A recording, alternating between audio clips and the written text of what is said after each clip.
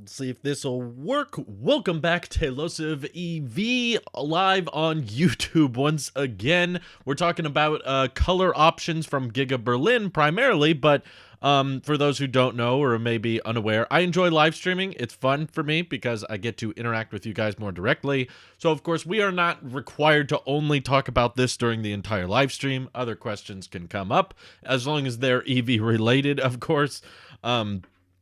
We can go off topic a little bit, but I always just kind of pick a subject for the title, the thumbnail to kick things off. And this is one that I thought might be fun to talk about on stream because Tesla has done very little with their color options in recent history. So moving over so you guys can see kind of the sneak peek images that they held within GigaBerlin. So essentially there were several experts or employees slash what do you want to call it? Staff at GigaBerlin that were talking to the people taking the tour there. Tesla, of course, had GigaFest, basically this big event where they had a bunch of people tour the factory. It looked really awesome. I wish I could have been there. It was probably like a 90-minute to 2-hour tour to go through all the processes, but allegedly there were several employees actually coming forward and telling certain members that were touring the factory that there was Easter eggs. Probably the more obvious one is they had this like slight reveal of the crimson red color at GigaBerlin, which Elon did confirm via tweet that was something they planned on bringing back with this next generation paint job, which is what you can see in the thumbnail of this stream. Someone did a concept of it. This somewhat captures that. I boosted the saturation a tad because this was the closest thing I could find. Shout out to Next Move or Car Force 247. Whoever did this concept artwork was probably the closest I could find that would match this actual leaked color. I think it's a tad more red than that rendering, though. The rendering I just showed you was a tad too brown, I think. But Elon Musk was actually spotted with a more crimson style red Model S. Let me see if I can pull that out. It was a while ago. But someone found it and he confirmed, like, yeah, that is my car and that's the new color that we're going to have later at GigaBerlin. So the interesting part is they didn't really want to necessarily draw too much attention to it at the GigaFest event. Obviously, it was an Easter egg if you knew what you were looking for. So this was the color that was spotted at SpaceX headquarters, I guess. But yeah, that allegedly was Elon's personal Tesla, or at least someone's. But he responded to this saying this was one of the color options they were going to provide. Very purple, I would say, in this lighting. But I'm guessing that crimson red is going to be one of those colors that looks perhaps very different in person relative to how it looks. How it looks like on a web page under certain lighting. It can change. I feel like Apple does this quite a bit with their own colors as well. Before I take away the display capture here, though, there were a few content creators saying that the other color option was blue. One person that was here visiting, obviously they kept these bodies very far away and hard to view, but apparently there was some kind of deeper blue body that was seen at GigaBerlin. But the only reason I'm having a hard time understanding what this deeper blue is supposed to look like is because there seems to be like some kind of colorful light shining over the top of it, because as you can see down here, I don't know if it comes across in the live stream very well. If you'd like, you can look up the article that I'm looking at right now so you guys see what I'm talking about. I'll post it in the chat in a second. But there's kind of like a hue light shining down on the body. So I'm unsure if this body has actually been painted with a new paint color or if they're just shining it with a color that's supposed to come later. But apparently there were a few, this guy, Totally Dogers or whatever, is already telling me, like, that's just blue lighting. It's all over the factory. So some people think that there's just lighting that's, I guess, an Easter egg on what color options have yet to come. I believe there was, at one point there was this leaked picture of, like, different Tesla color options, and I guess this was showcased at GigaBerlin or near GigaBerlin or something like that, and these were apparently colors they were thinking about or working on. But I don't know, that these aren't like confirmed colors or anything. That definitely does not look like a crimson red, and this blue looks very much like the blue that Tesla already has. So I don't know how to feel about this. I mean, I'm obviously excited for there to be any type of identifiable color, that, you know, if you're driving a Tesla with this new color option, you know for a fact it was built at a next generation factory. You know it's going to be rocking a different manufacturing approach, and it's got the next generation paint shop.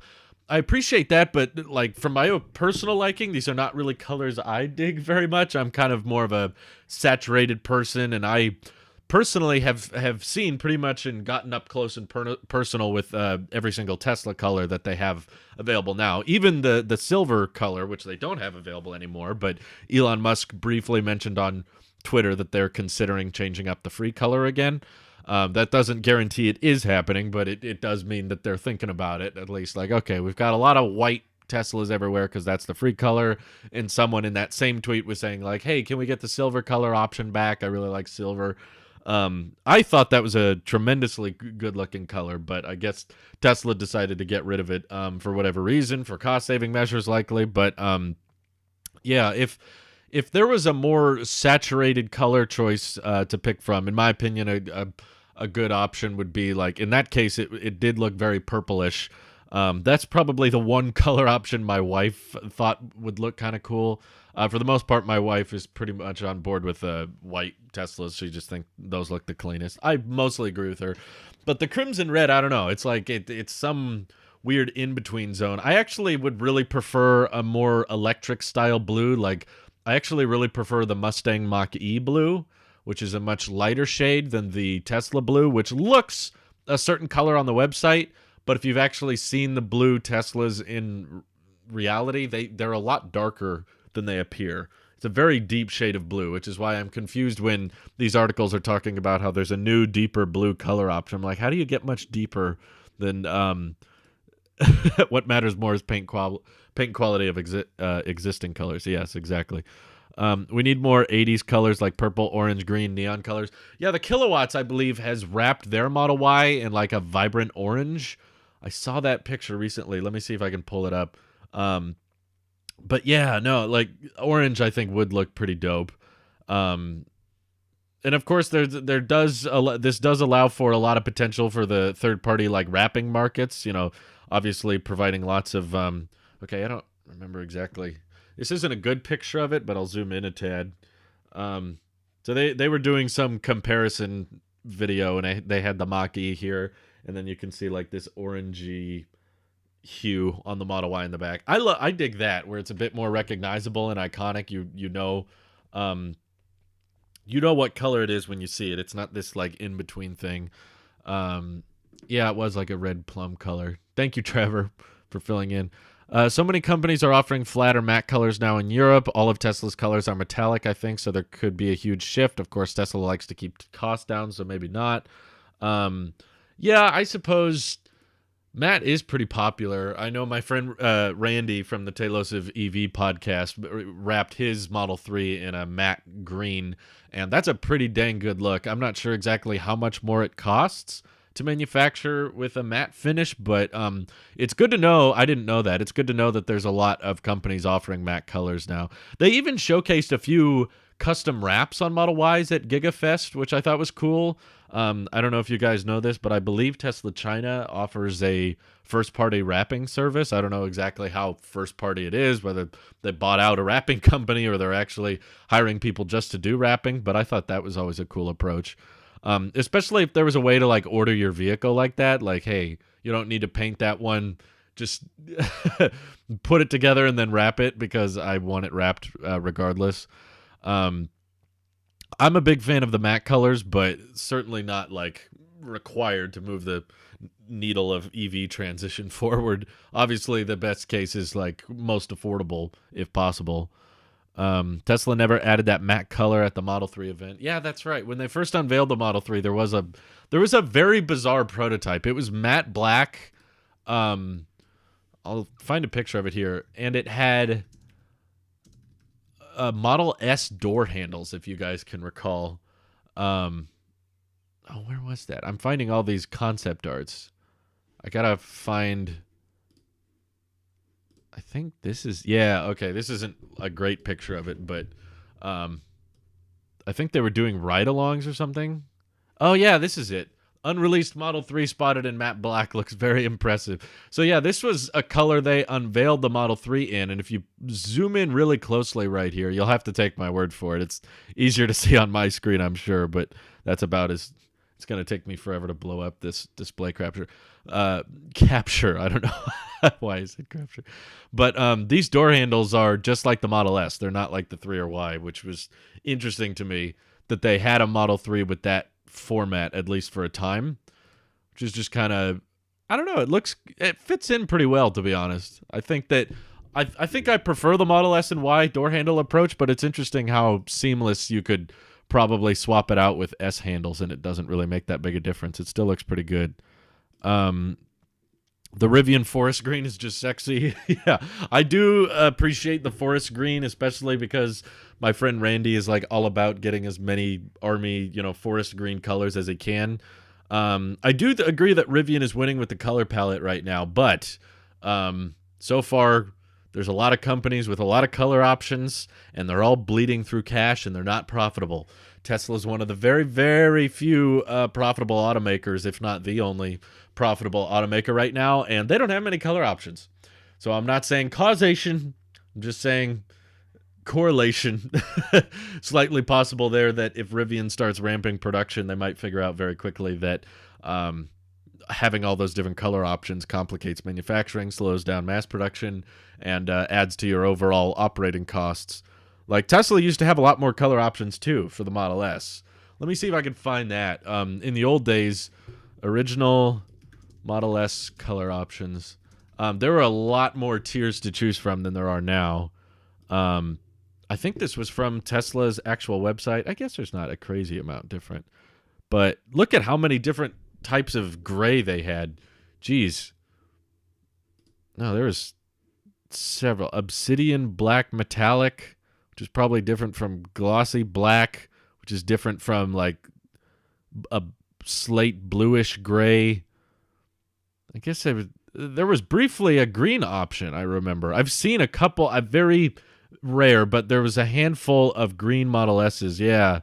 I've seen a couple of these at superchargers, actually. They're still driving. I actually prefer, some people may disagree, I actually prefer this type of blue a lot more than the actual blue. Yeah, they both look pretty good, but I don't know. That one looks more like a rendering. It doesn't look like the official blue color. That's probably closer to how it actually looks. It's just a tad too dark for my liking, but yeah, Tesla used to have a lot more color options, but you know what? They were not very profitable back then. That's for sure. If you get a Tesla, you are legally required to wrap it Tailosive blue. But that's for the tech channel. EV's not blue and all that. Those are all the current colors plus obsidian and silver. So yeah, they definitely had more than what they currently had. Dustin is saying there's a lot of painting flaws when using silver, too costly to fix. I feel like the next generation paint shop, there should be ways of ironing that out.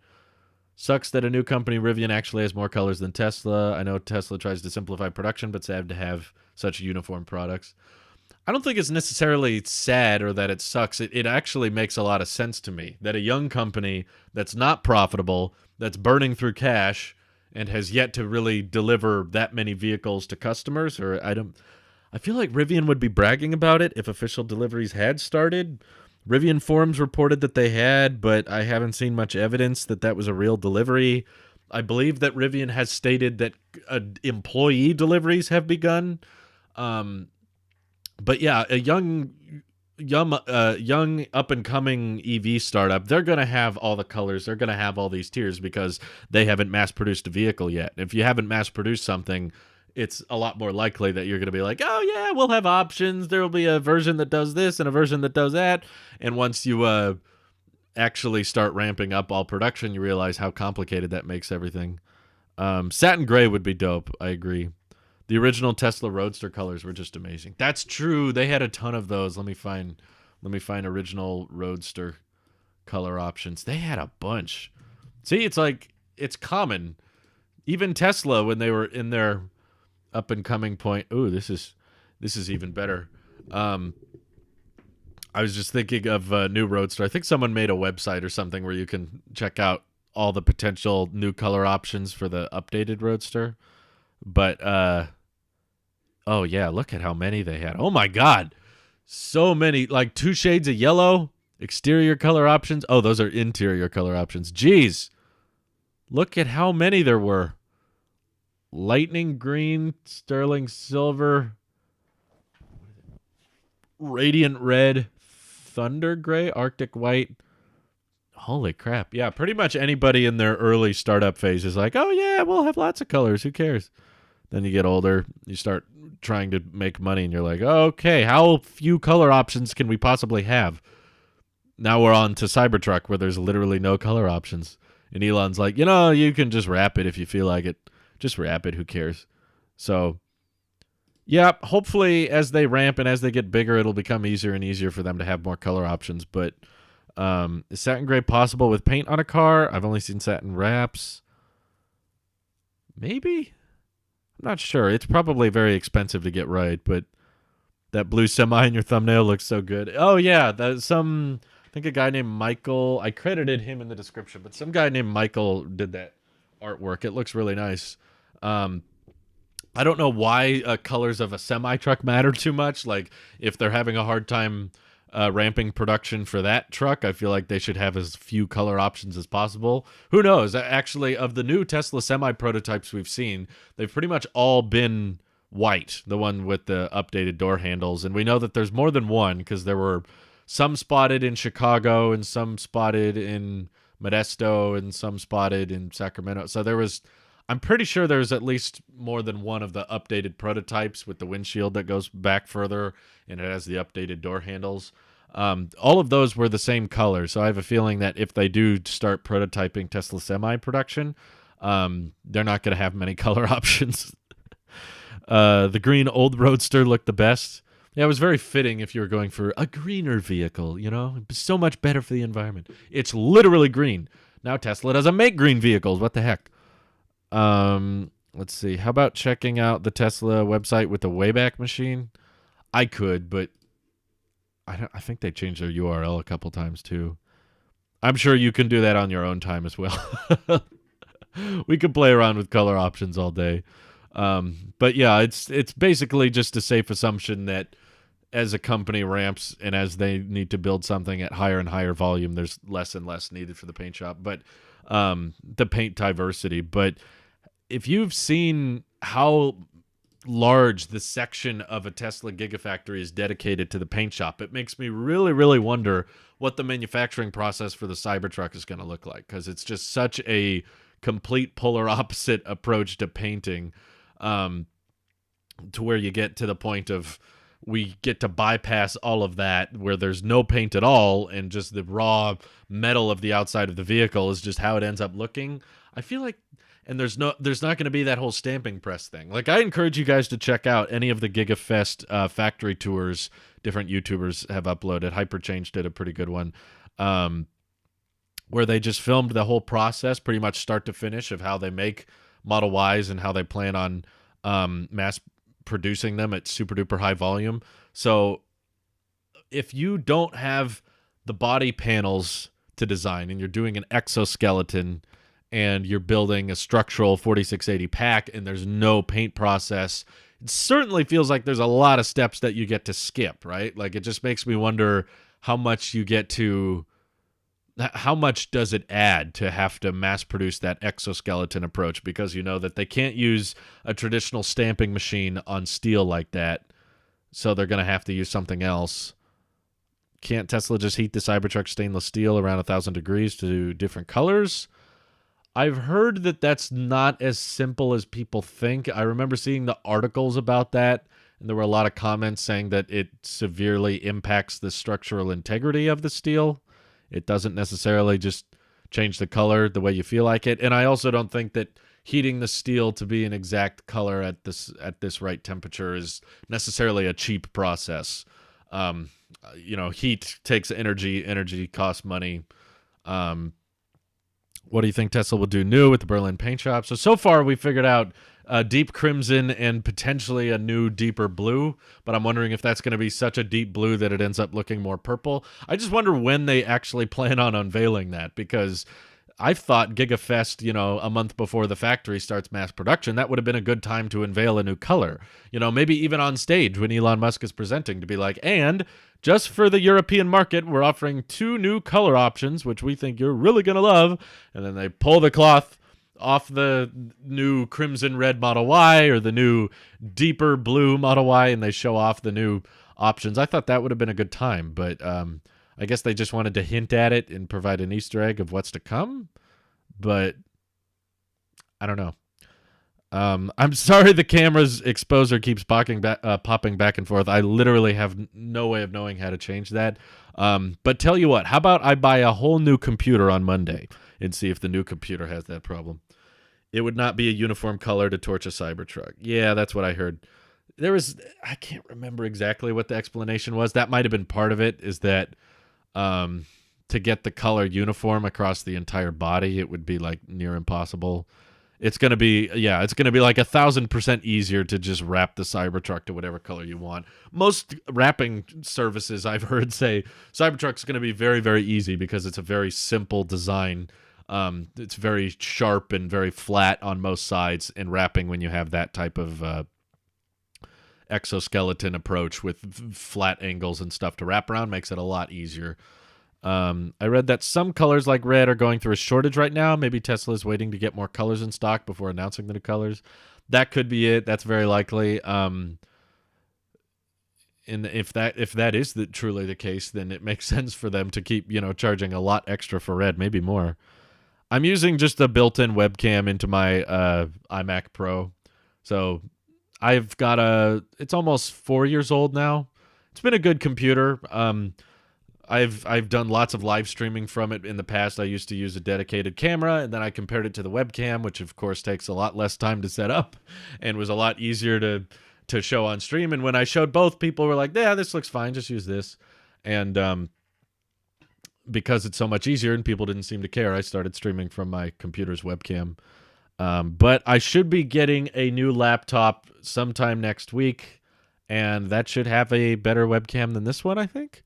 We'll see. It hasn't been unveiled yet, but when I've used the Cam Link in the past, people didn't like that. Basically, I can plug in the camera I record my videos with to my computer, but the exposure on that is not adjusting, so it's easier to get overexposed.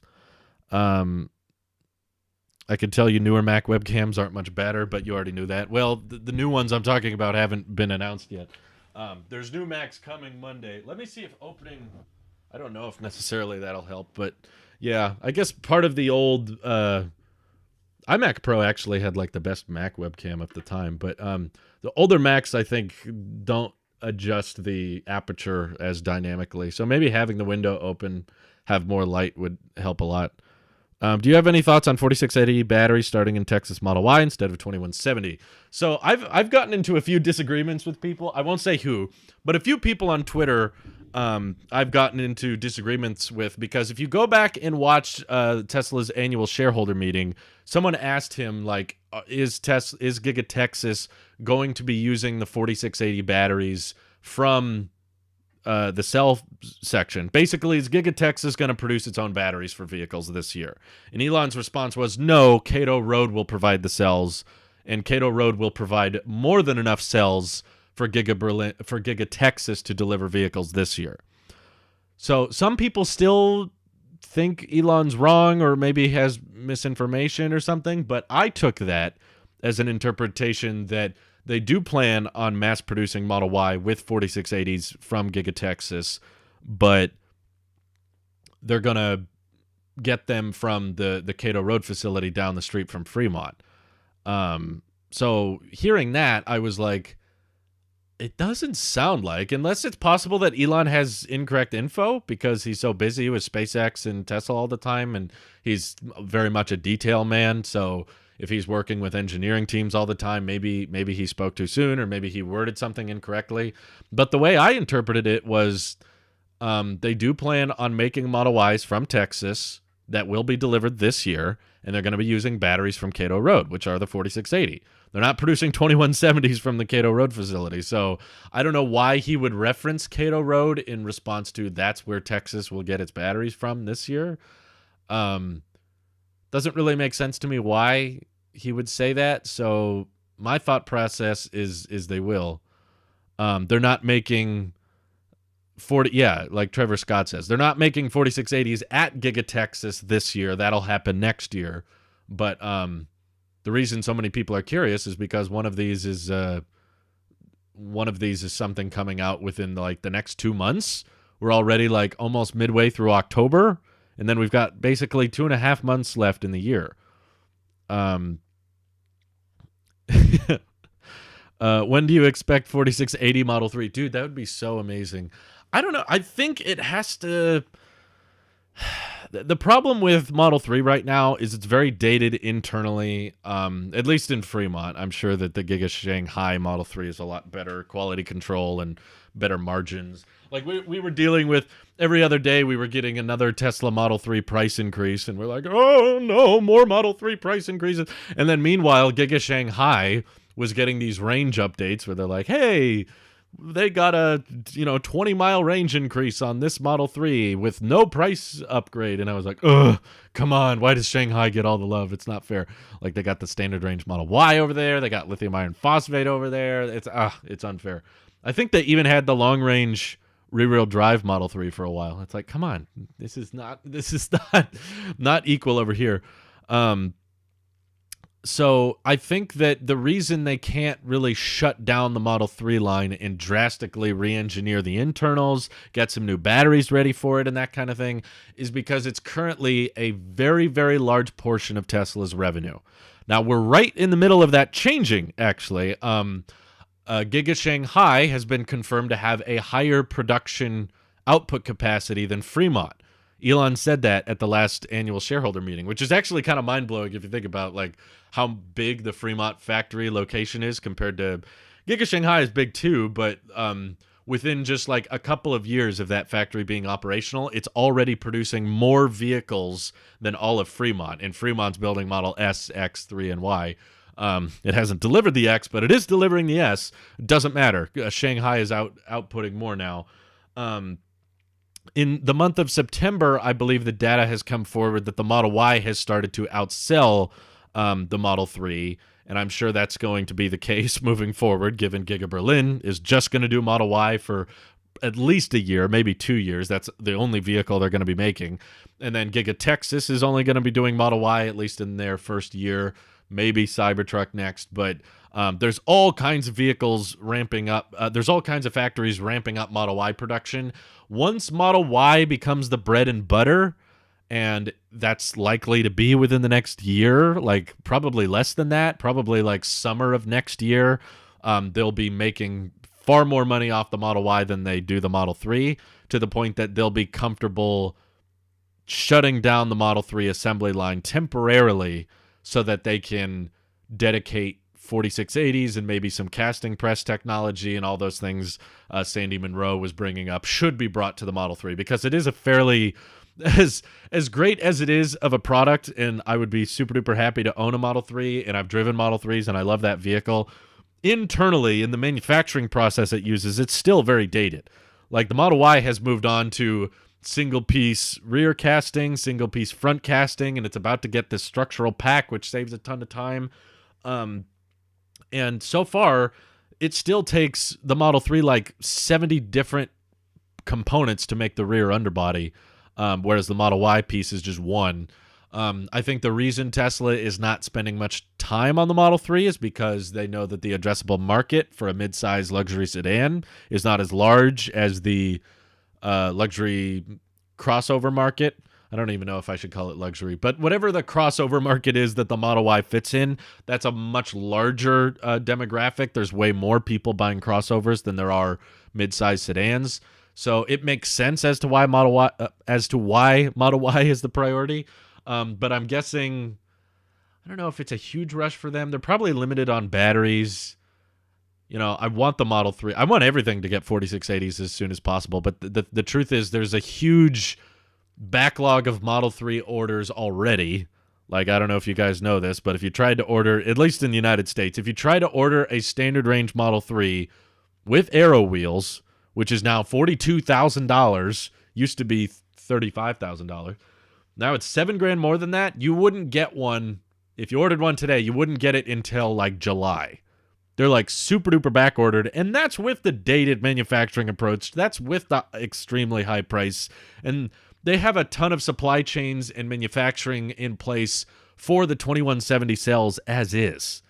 So a good example, I'm looking off camera here at the Model S because honestly, they were going to do a Plaid Model S with 4680 batteries, and it was going to have amazing range and great acceleration and all that. And I think the primary reason they decided not to do that was because, for one, ramping of the 4680 was taking a bit longer than they were expecting. And for two, they realized they already had a huge number of suppliers building 1865 cells, probably at reasonable prices, probably lower margins than, lower bulk pricing than anybody else in the industry is able to get a hold of. So if Tesla knows that they can use pre-existing tech and pre-existing batteries to upsell people on a new vehicle that still is extremely fast and super enjoyable, and it has all these great new interior features and the 17-inch landscape center console and the Plaid powertrain and the yoke steering and all of the upgrades that it offered, they realized it would be far, far more profitable to just keep using their old suppliers. So I'm wondering if Tesla might have the same mindset with the Model 3 of they're like, we could give it the 4680, but the crossover, as in the Model Y, people are going to spend more money on that vehicle because it's larger, more practical, and of course, why wouldn't it? It does more than the 3 does, so of course it's going to cost more than the 3. But you can scale it a lot faster already because all these factories are built to scale Model Y already, and the addressable market is larger. So as long as the Model 3 is back-ordered and there's way too many people ordering it than Tesla knows how to fill demand for, there's really not much incentive for Tesla to shut it down and update the casting pieces or update the battery pack. As cool as that would be, it's probably not going to happen until demand for the Model 3 starts to slump down and there's not as many people ordering it, which might be a while. With the chip shortage especially, and there still seems to be a crap ton of people willing to buy the Model 3 with its current technology. It doesn't seem like it's a big rush to get 4680 in the Model 3. Sorry if that was a very long, complicated way of answering your question, but it was a good question. Would you recommend waiting to buy a Tesla until we hear about a potential EV rebate, or will demand spike too much with an EV rebate that wait times will be too long? So, Sean, I would personally say no. There's reasons to wait to buy a Tesla, especially right now, I would say, because with the Giga Texas and GigaBerlin factories coming online within the next couple months, a lot of people probably don't realize that impacts everything. Just because there's a new factory going on in Europe, that doesn't mean it's going to not matter at all to us in the United States. What that means is there's going to be less vehicles for Tesla to ship over to Europe from Giga Shanghai, which means Giga Shanghai can focus more on local deliveries. And because the operating costs in China are so low and building vehicles locally opposed to shipping them halfway across the world is much cheaper, if Tesla is able to secure higher profit margins at each of their locations, that allows them to lower prices or ramp up production at the individual factories. So there's reasons to wait, like 4680s potentially coming out within the next couple months in the Model Y, or price adjustments as chip suppliers are able to keep up with Tesla's demand and they're no longer chip constrained. That can impact pricing. There's all kinds of things that are good motivations to wait on buying a Tesla, but I won't say that the potential EV rebate is a good one because, as we've talked about in this very stream, there is no short of demand with electric vehicles right now. Pretty much any of them, whether you're buying a Bolt, a Mini Cooper SE, or an ID4 or a Tesla, any of these things are very hard to get your hands on in a timely fashion because there's so many people ordering them, and all of these manufacturers are chip constrained and battery constrained. So if there was a sudden law pass, and it sounds like it's taking forever right now, I don't know when our government is expecting for the rebate to kick in, but even if it did, you're right in assuming that it would spike up demand, but honestly, I don't even think that would necessarily happen, because before the rebate is instigated, it's more likely that the manufacturers, including Tesla, would up their prices to compensate that rebate, because there's really no point in keeping prices the same if some giant game-changing rebate gets announced and now suddenly way more people can afford to buy their dream vehicle. I think there's a lot of people looking at it too much from one side. I don't think the rebate actually changes very much, because the fundamental limiting factor with EV adoption doesn't really have much to do with the price. Production capacity is your real true bottleneck. I think that I've said this in videos and before, but I still think it's a common issue. I run into people in my personal life all the time that really don't understand this. Like, I was at a family gathering recently, and I had several people say, like, well, EVs might sell better if they had higher range options. And I was like, that's not the problem. If you increase your production capacity, pretty much every issue we have with EVs will take care of themselves. If you're able to produce a vehicle by the million at much higher volume, you can collect a smaller profit margin on each one and still be profitable. In other words, the higher your production capacity, the lower the price of the vehicle can be. So if your argument is, well, no, the issue is not production capacity, it's that the vehicle's not cheap enough, one of these fixes the other. And if your argument is that the range is the reason EVs aren't taking over, with higher production capacity of batteries, that will allow you to increase range, because if you're able to build batteries at massive scale, again, you can collect a smaller profit margin on each one and still stay afloat. So, sorry, I've got my dishes here. I was just having some lunch before the stream started. So, essentially, as long as you tackle production capacity, if you solve that, your range problems will go away, your price problems will go away, and the EV rebate does not address production capacity. All it addresses is the point of sale price, which isn't really the problem.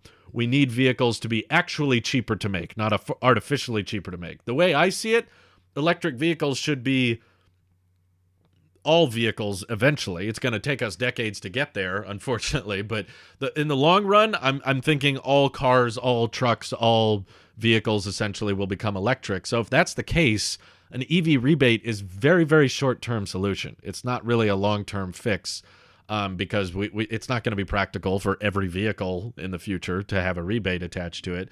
So yeah, if a $10,000 rebate came out tomorrow, expect all of Tesla's prices to go up maybe $10,000 or maybe $8,000. And they say, well, with the tax credit, it's still technically cheaper. But Tesla's just going to recoup their costs because they can't keep up to demand as is. So I would say don't wait for a rebate. I'm not saying you have to order a Tesla right now. There's lots of reasons to wait.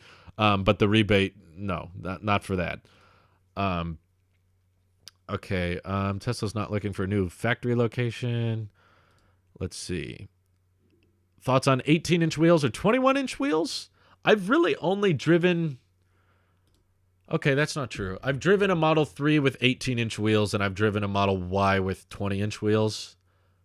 I prefer the 18s, to be honest. Just, it's a bit smoother. And the bigger issue, I don't really care about the aesthetics of tires as much. The bigger issue I've seen talked about online is that when Teslas get flat tires... they don't have spares, and they typically need to be towed away. And if you don't have, if you're like nearby Tesla authorized, repair center or spare tire center, if they don't have the type of tire you need in stock, you're just kind of out of luck for a while. And I think it was Sam from iUpdate. He did a video on his Model 3 where he got a flat, but he bought the 19-inch sport wheels. Because he must have thought they looked better. Personally, I don't really like the look of the sport wheels. I think the aero wheels look fine. But because none of the nearby Tesla centers had any 19-inch sport wheels to give him, he couldn't get his car driving again because they were short in supply on those higher-sized wheels. And I believe the larger wheels are more prone to have issues, like they pop more frequently, or it's easier for them to be damaged. So for that reason alone, like he said in his video, I believe that they had lots of 18-inch aero wheels available, but that's not what his car had. So with that logic, I was like, yeah, give me the tire that there's lots of in case I do get a flat. I don't want to be stuck in a situation where it's like, we don't have your exact tire size. I don't want that. Let's see. I think Tesla will soon have a factory in India. Indian market's tricky because it's a large number of people, but it's not that many people buying vehicles. Even the rumored, $25,000 Tesla, which I don't think they're going to hit that price point. Even that would have a hard time selling. If you look at the best-selling vehicles in India, they're way, way lower than how much Tesla would even dream of costing. So it's kind of a weird market. I mean, it sounds like the Indian government and Tesla keep ping-ponging back and forth. Like they're always like, well, let us import vehicles at a discounted rate.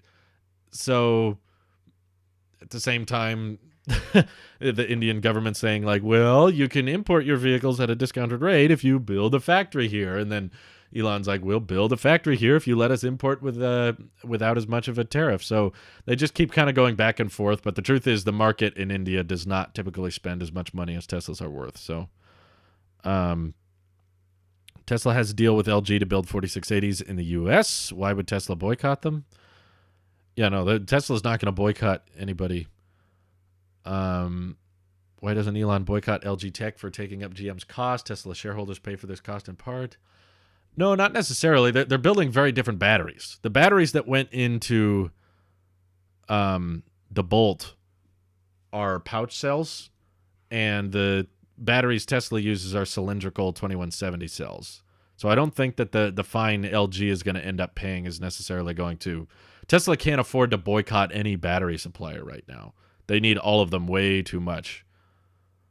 A new factory would take 2 years to build. If they broke ground today, battery production will catch up. Yeah, I'm sure they want to ramp as fast as they can. I just don't think people understand how many moving parts there is to getting a factory to ramp. Do you have any info on the Tesla India factory? I think they'll enter India with the 25K model, as they should. I do agree that if they were to build a vehicle in India, that would be a good one to start with. Simply because the spending habits of the citizens in India is just much, much lower than that of China or the United States or Europe.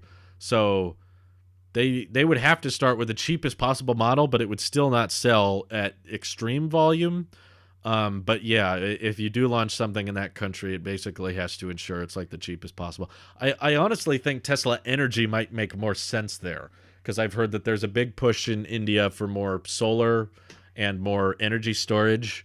So that demographic might even fit more so than vehicles, because in India, it's almost more common for people to drive motorcycles and rickshaws more so than, actual vehicles. Let's see. Texas has more than enough capacity for the batteries we have. Eventually, we will get more U.S. factories, but it's not practical right now. Yeah, I think Elon mentioned on one podcast that they might have to do another factory on the East Coast eventually, which makes sense to me. You've got one on the West Coast, which they still plan on expanding, if you can believe it. At the last annual shareholder meeting, Elon said that they hope to increase Fremont's production capacity by 50%, which I was like, what? 50? I thought they were kind of like at the edge already. They were kind of like maxing out the property area they already have taken up there. There's not much room for them to expand, and somehow they want to increase capacity by 50%. I have a hard time imagining how they're going to do that without perhaps drastically redesigning the manufacturing process of the Model 3. Like if they gave the Model 3 the Model Y treatment with the casting press and the structural pack, think about this for a second. I don't know if I mentioned this earlier, but once GigaBerlin is producing their own 4680s, which that is the goal, they're working on the cell section of the factory right now that'll ramp up batteries that will be used in the vehicles there. GigaBerlin's going to ramp eventually for 4680s. Same with Giga Texas. They can build 4680s out of that factory. Then you're still going to have 10 gigawatt hours of 4680s coming out of Cato Road. Where are those batteries going to go? Do they go in the semi, or is there enough production capacity at Cato Road to build 4680 batteries for the Model 3 maybe. Like, that's the only way I could see Fremont expanding production by 50%. Well, yeah, I know, Mike. They could increase capacity by decreasing manufacturing complexity. I'm just wondering what you decrease, because we already know the Model Y is pretty dang simple. They got it just about as simple as they can at Fremont, unless they start opting for 4680 at Fremont too. But I feel like they've got so many 2170 supplies coming from Giga Nevada that they're not going to be able to just cut all those batteries off right away. That's why I personally think it makes a lot of sense for Giga Texas to start building a lot of the long-range vehicles, and Fremont to start producing the cheaper rear-wheel drive vehicles, whether that's long-range rear-wheel drive or standard range Model Y. Maybe if they have the production capacity for that, they can afford to sell those. He says it costs Tesla $10,000 to build a Model 3. How can they charge over 5 times that? What are you talking about? Where did you get $10,000 from? I haven't seen that anywhere. Although India is the 4th largest auto market by number of vehicles, they are around 12th when it comes to total revenue. India would be better for megapacks and solar.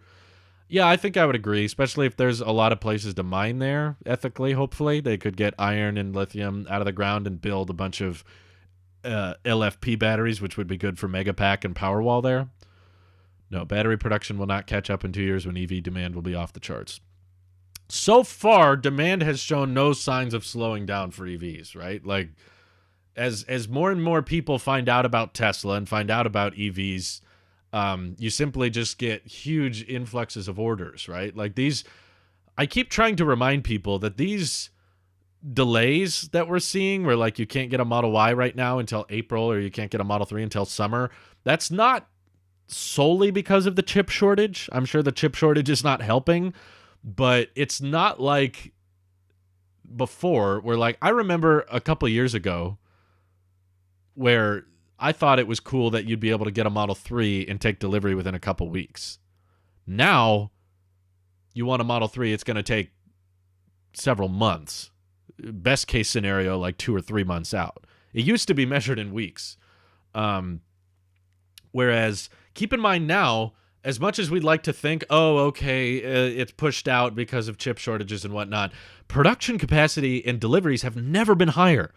Tesla is delivering more vehicles now than they ever have before. They just had a record quarter, and they're probably going to have another record quarter at the end of this year.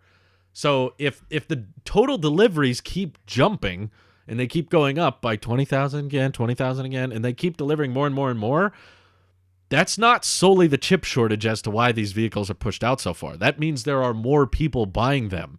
Because also consider, in the years prior, where Tesla used to say, okay, order a Model 3, you'll get it in 2 weeks, or you'll get it in 3 weeks. And that was true. I remember when Randy bought his Model 3, it was like a 2-3 week turnaround time. Back then, Fremont was exporting a lot of their vehicles to other countries because Giga Shanghai wasn't really ramped up and prepared for that yet. So Fremont was not only building vehicles for North America, they were also having to build vehicles for Europe and ship things out there. Now, Giga Shanghai is taking all of that, and Fremont is still back-ordered, despite having that added production capacity. So, they've never had deliveries this high, and yet estimated wait times are way far out. It's because a lot of people are catching on to this EV thing. A lot of people are like, oh, I like this. Oh, this makes sense. Oh, the range doesn't need to be 400 miles. I can get by with 260 or 300 miles. And that's enough because I want a Tesla. I want a car that does a lot of the driving for me. I want a car with software and Tesla Theater and a screen that I can interact with and play games on. And that's catching on. That's why we're seeing this huge amount of demand. And of course, the chip shortage is not helping, but it's not solely because of that we're seeing these wait times pushed out so far. Could all battery packs can be structural? Like, can't they try now with 2170 structural and Model 3 and Y if they don't shift to 4680 in them? I've heard a few people claim they can do structural with 2170, but I haven't heard anyone from Tesla actually claim that to be possible.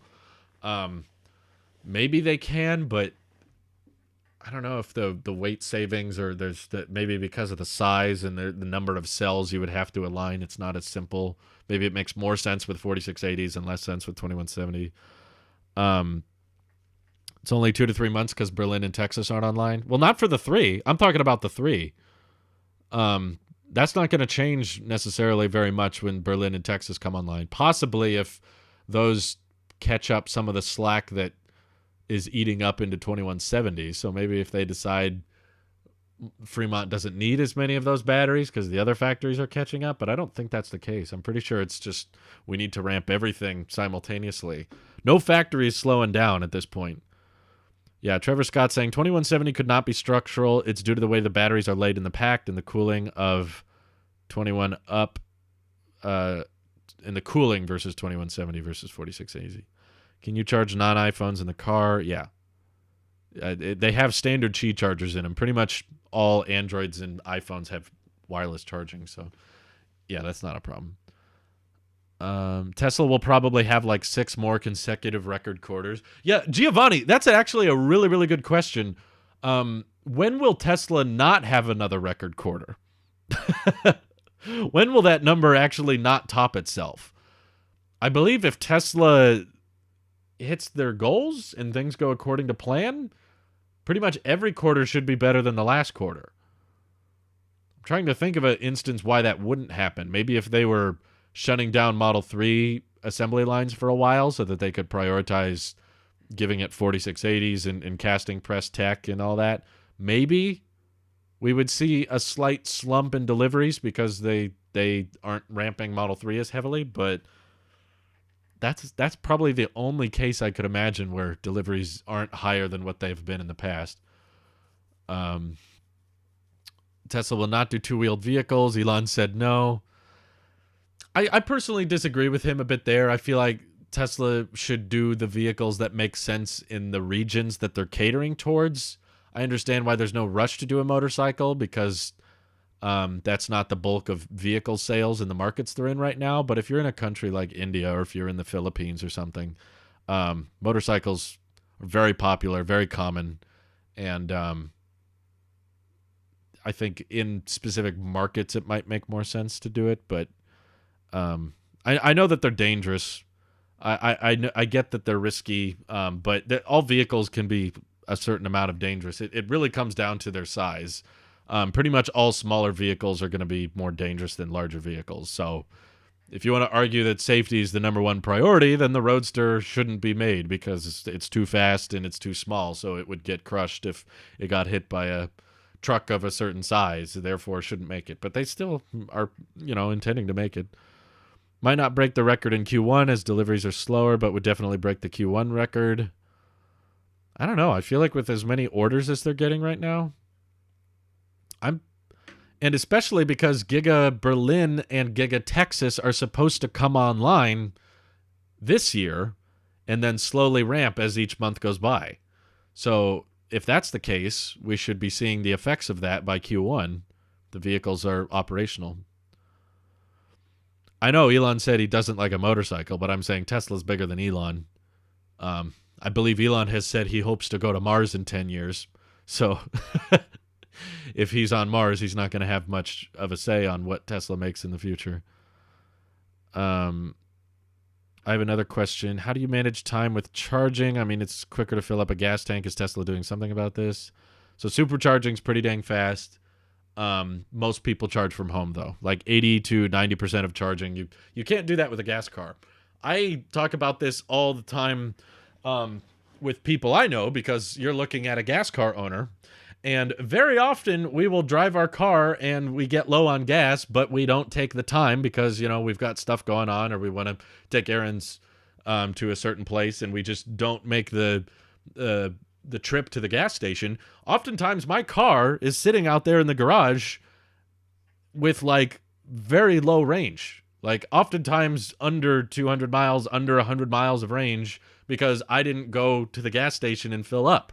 So even if I sit here for 5 days and I don't leave the house, whenever I get to that car again, the range is going to be the same. Whereas if I had an electric vehicle and I could plug in, I would be leaving the house at 80 to 90% charge every single time, very consistently.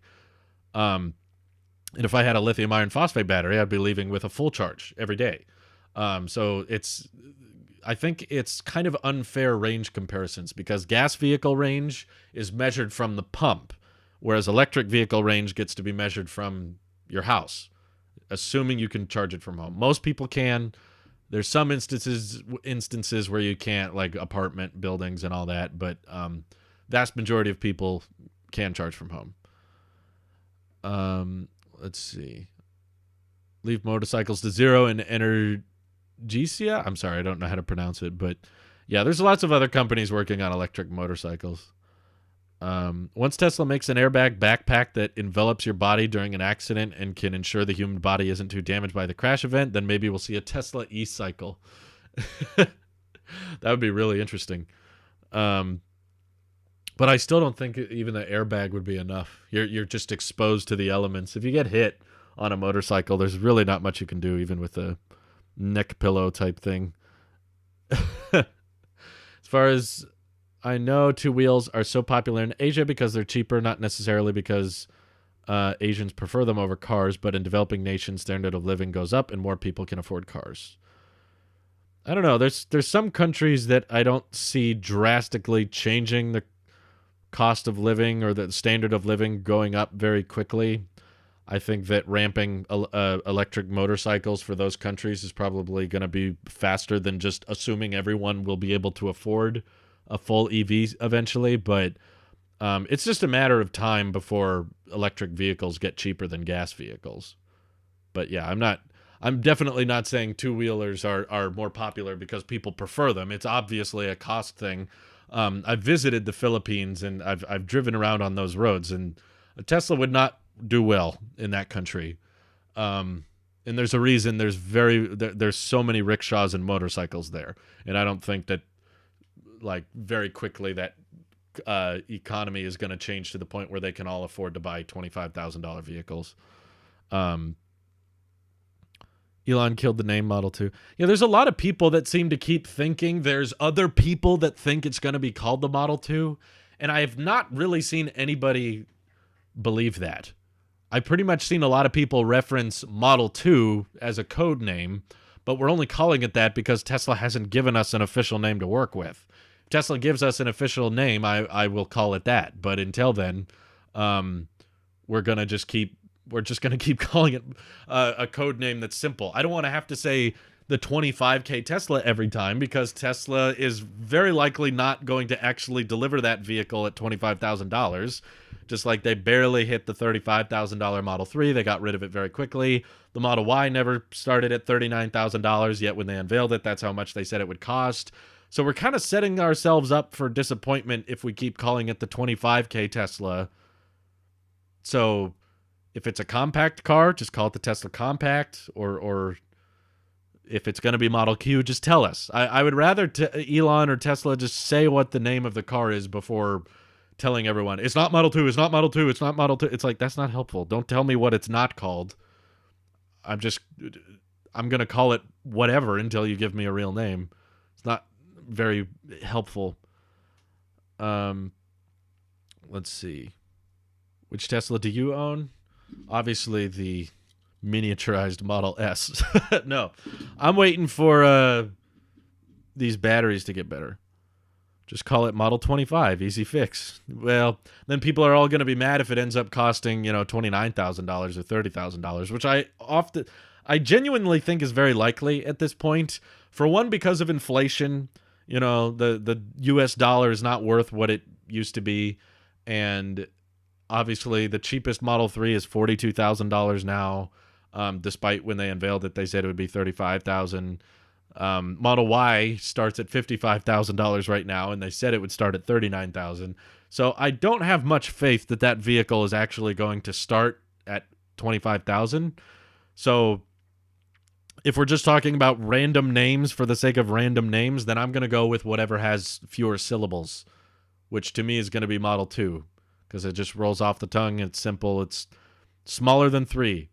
I'm not saying that will be what it's called. I'm just saying if I need to refer to the vehicle lots of times, Model 2 is a lot faster and a lot more efficient than saying 25K Tesla or the Battery Day vehicle or the Tesla Compact All of those take more time. There's more syllables opposed to just being like Model 2. Well, I understand why they didn't call the Cybertruck Model P, because they needed to embrace that aesthetic of the Cybertruck very, very heavily.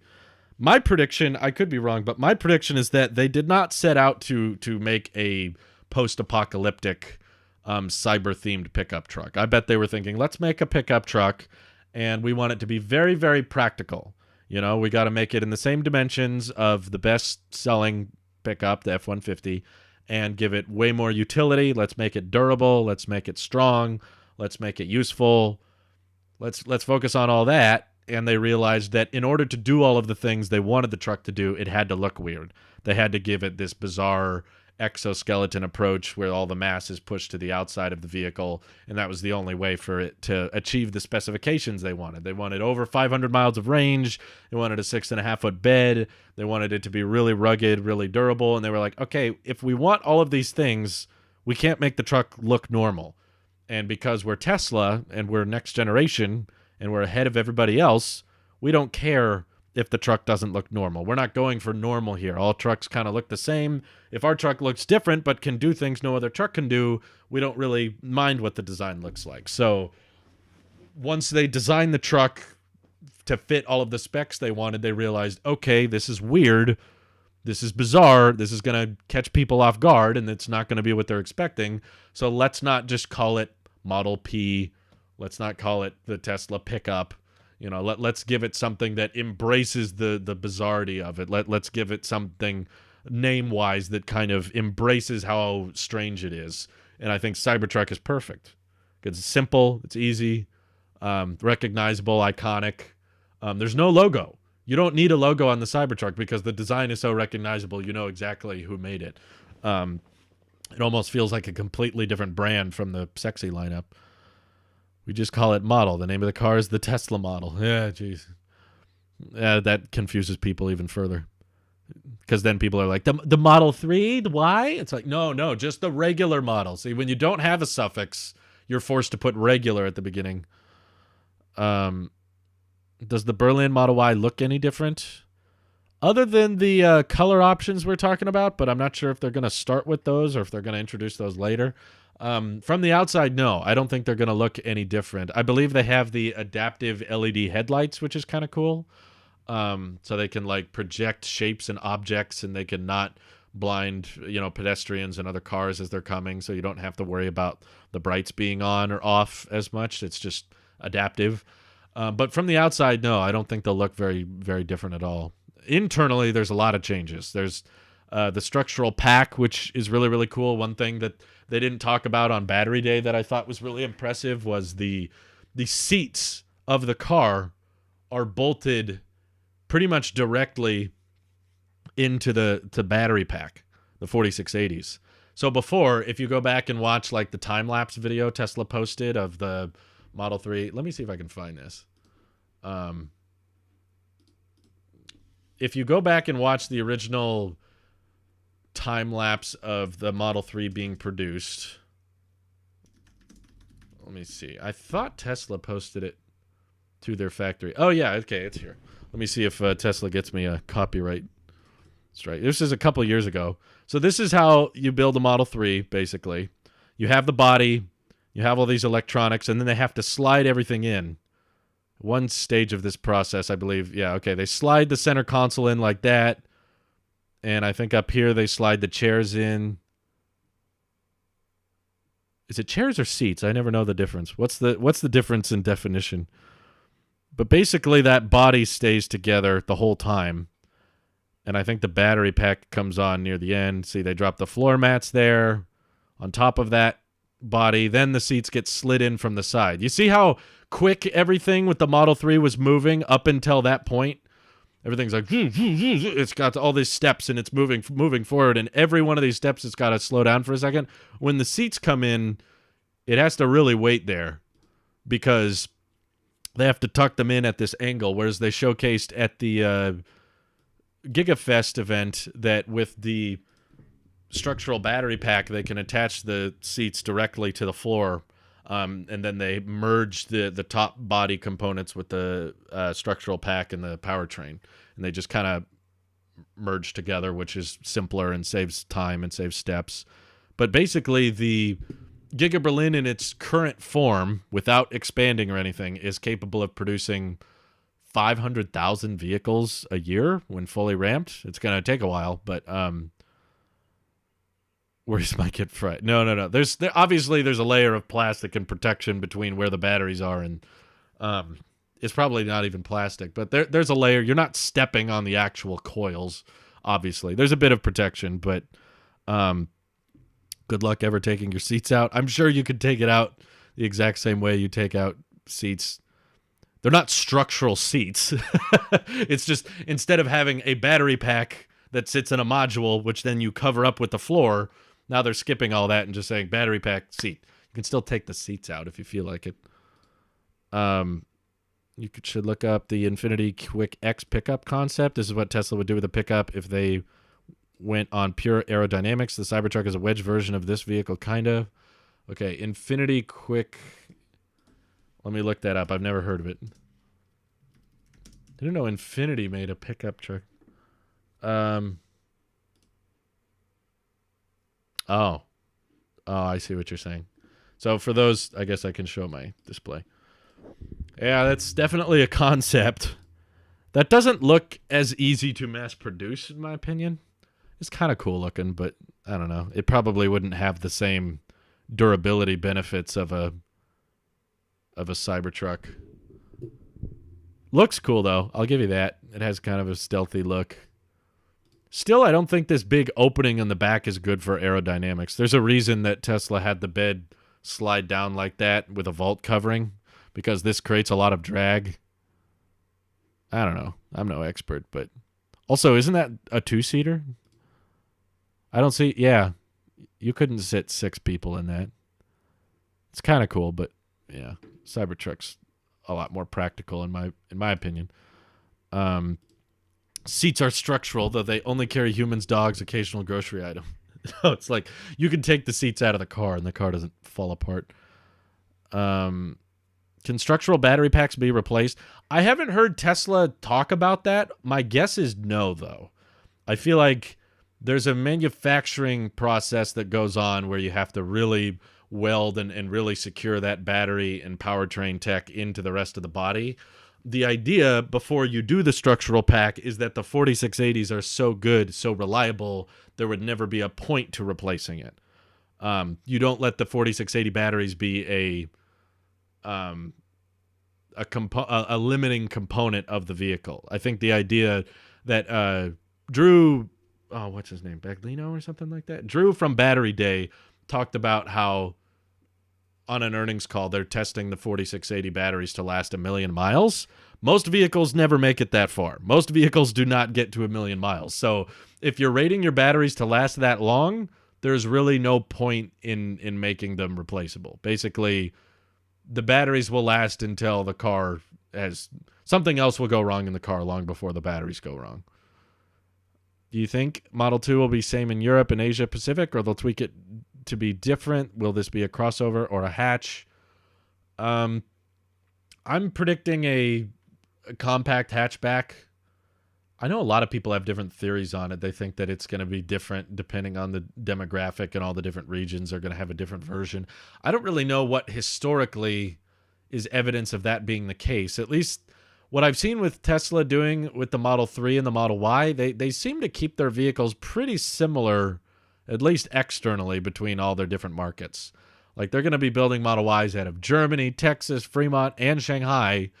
And feature-wise and size-wise, they're all pretty much the same. So I'm predicting whatever the Model 2 ends up being called, I'm going to continue to call it Model 2 until they give us a real name. I'm predicting it'll be the same. I can't wrap my head around about why it needs to look or have different functionality or practicality in the Chinese market versus the European market. I don't know. Maybe there's some design trends that are slightly different in those regions, but I think there's a way you can get a good middle ground where it looks It looks decent universally, like the Model Y. Lots of people are buying that across several different continents. Everyone's happy with it. And everything, I don't know, I kind of feel that practicality and utility, at least with compact hatchbacks, is pretty universal. So, okay, it's got a lot of storage space in the back. It's fairly comfortable. It has leg room. It has headroom. Great. Like, why do we need to mess with all of that for the European market versus the Asian market? Like, I think people in Asia and in Europe and the United States, I think everybody wants good headroom, good leg room, lots of storage in the back. Like, do we need a bunch of different versions of the Model 2? Like, what would actually change? Like, does Europe deserve a frunk and Asia doesn't? Like, I don't get what the whole idea is of there being modified versions, one that's faster or one that's... Maybe there's a argument that one could be more performance-based and that has to change the design look a little bit. I don't know. To me, I think it'll just be not that exciting of a design. Like, we might get a Model 2 unveiling next year where they actually say the name and they show us what it'll look like, but I think the event will probably be fairly boring. There's not going to be much to talk about outside of manufacturing breakthroughs. Like, this vehicle uses single-piece castings here, and it has the structural pack, and we use lithium iron phosphate to achieve great range, and the weight's pretty low. But, like, how do you get people excited for for Tesla's worst model, right? Like, it's not supposed to be it's not really supposed to be better than the Model 3, ignoring price. If we ignore price, it's supposed to be their worst option. It's just meant to be the best value. So it'll be like, so we still have the 15-inch display. We still have autopilot hardware. We still have full self-driving computer. So it's just bragging about things that we already know about. So, like, I don't know. I don't think it's... The price point is the product's best feature. Sorry for the lag. I see it. I'm streaming over Starlink, by the way. So which is in beta. So sometimes Dishy McFlatface has a hard time finding a satellite, and then there's occasional frame drops. But they should. They don't last long. They fix themselves out. If you look at some of the videos of the limiting factory, discusses that the battery pack is bolted to the other pieces and not welded. Well, it could be replaceable. I don't know, but I'm just saying I'm not an expert on it. So if we don't know and Tesla hasn't commented on it, I will say yes. I mean, yes as in no. It's not upgradable or replaceable. But if it ends up being replaceable, then okay, great. But so far, I don't know if Tesla has really offered much like battery pack replacement programs for the Model 3 or Y. You have to get the battery health to a certain amount, which I don't think anyone has yet. Let's see. Battery degradation will be a factor long before the car reaches 1 million miles, in my opinion. Well, I think that's what they're talking about. When he says they're rated to last 1 million miles, he means that they will preserve the majority of their battery health. Probably, he probably means that they're only going to hit like 70% battery capacity after 1 million miles or something like that. Maybe higher. Maybe they'll retain 80% of their health after 1 million. So if that's the case, most people don't own vehicles until they hit 1 million miles. You'd have to drive very heavily for like 50 years or something to get a vehicle odometer that high. So I think that's their main goal. Is like they would much rather be using batteries on new vehicles, replacing the global fleet, than they would use batteries to replace old batteries, because they would rather just produce new cars and have those old batteries keep going. Let's see. Perhaps the reason people are getting updates on the long-range rear-wheel drive Model Y could be because Fremont will start producing them, signifying that Texas-made Model Y will take its place for long-range all-wheel drive. I hope that's the case. The only reason I slightly doubt that is because I don't think Giga Texas will be able to keep up with long-range dual-motor Model Y orders, at least initially. Like Elon said, it's going to start at fairly low production low production rate. It's going to take Giga Texas about a year before it's fully ramped. So it kind of makes sense that Fremont would start diversifying Model Y now that they have some additional help from Texas. But like, how much can Texas really help? At least in the first few quarters. Maybe they'll just have really, really delayed options, you know, like I think I've seen some people speculating on that. That would be like a amazing story if it turns out that the reason Tesla keeps raising the price on the Model Y is because they're trying to get the prices prepared for the 4680 option. And then when the 4680 option is out and now available, Fremont switches over to long-range rear-wheel drive, and then they launch like a $50,000 option that still has over 300 miles of range, but the 4680 is probably like 400 or something. Let's see. People get excited about cheap hatchbacks all the time. Tesla won't be different. Well, I'm sure everyone will be excited for it just because the price point is amazing, but I don't think that $25K price point is going to happen. I think adjusted for inflation, you could argue it has happened. It will happen, but I think it'll be closer to like $30,000. Let's see. Killed two birds with one stone. Cheaper Model Y with decent range, still with 2170s, and a larger range Model Y with 4680 out of Texas. They've got to do something here because Elon's saying Model Y is going to become the best-selling vehicle ever by 2023. And that's just not going to happen with a $55,000 car. There has got to be some drastic price reductions or some diversification in that lineup if he really expects it to sell at high volume. It's just too expensive in its current state to become that popular. So I don't think Elon would ever directly come forward and straight up just say, hey, everyone, we're going to lower the price of the Model Y next year and it'll be $40,000 for the standard range or something. Like, he's never going to say that because that would tank their current day sales. But to me, him saying that they expect the Model Y to sell really, really well is him admitting that there's changes coming, particularly with the Y. Like, there has to be. Don't you think Tesla should be diversifying by opening multiple Terafactories in multiple countries? They are. That's what they're doing right now. They're ramping production in China, and they're getting a factory ready in Germany, and they're getting a factory ready in Texas, which is in the U.S., but the Fremont factory is very dated. But do you think Tesla could increase air suspension with these newer Model Ys? Well, they don't have air suspension, so that would be the first step. But I don't know. Elon said fairly regularly that they don't plan on bringing air suspension to the 3 or Y. But he also said that they don't have many plans for a Model S and X refresh, and then they did a pretty massive one. I believe Elon realizes that there is no reason for the compact model right now, given chip battery constraints and overwhelming demand. The Model 3 serves as the entry-level car. Well, yeah, I don't think that was ever in plan. At Battery Day, they said that one day we would be able to make a vehicle, cheaper than gas vehicle, even up front. But I think Drew at that time said it would take them like 3-ish years. So it wasn't like a concrete, totally, yes, we're going to do it in exactly 3 years. He said 3-ish. And they said that in 2020. So I wouldn't even say the Model 2 is late until it doesn't come out in 2023.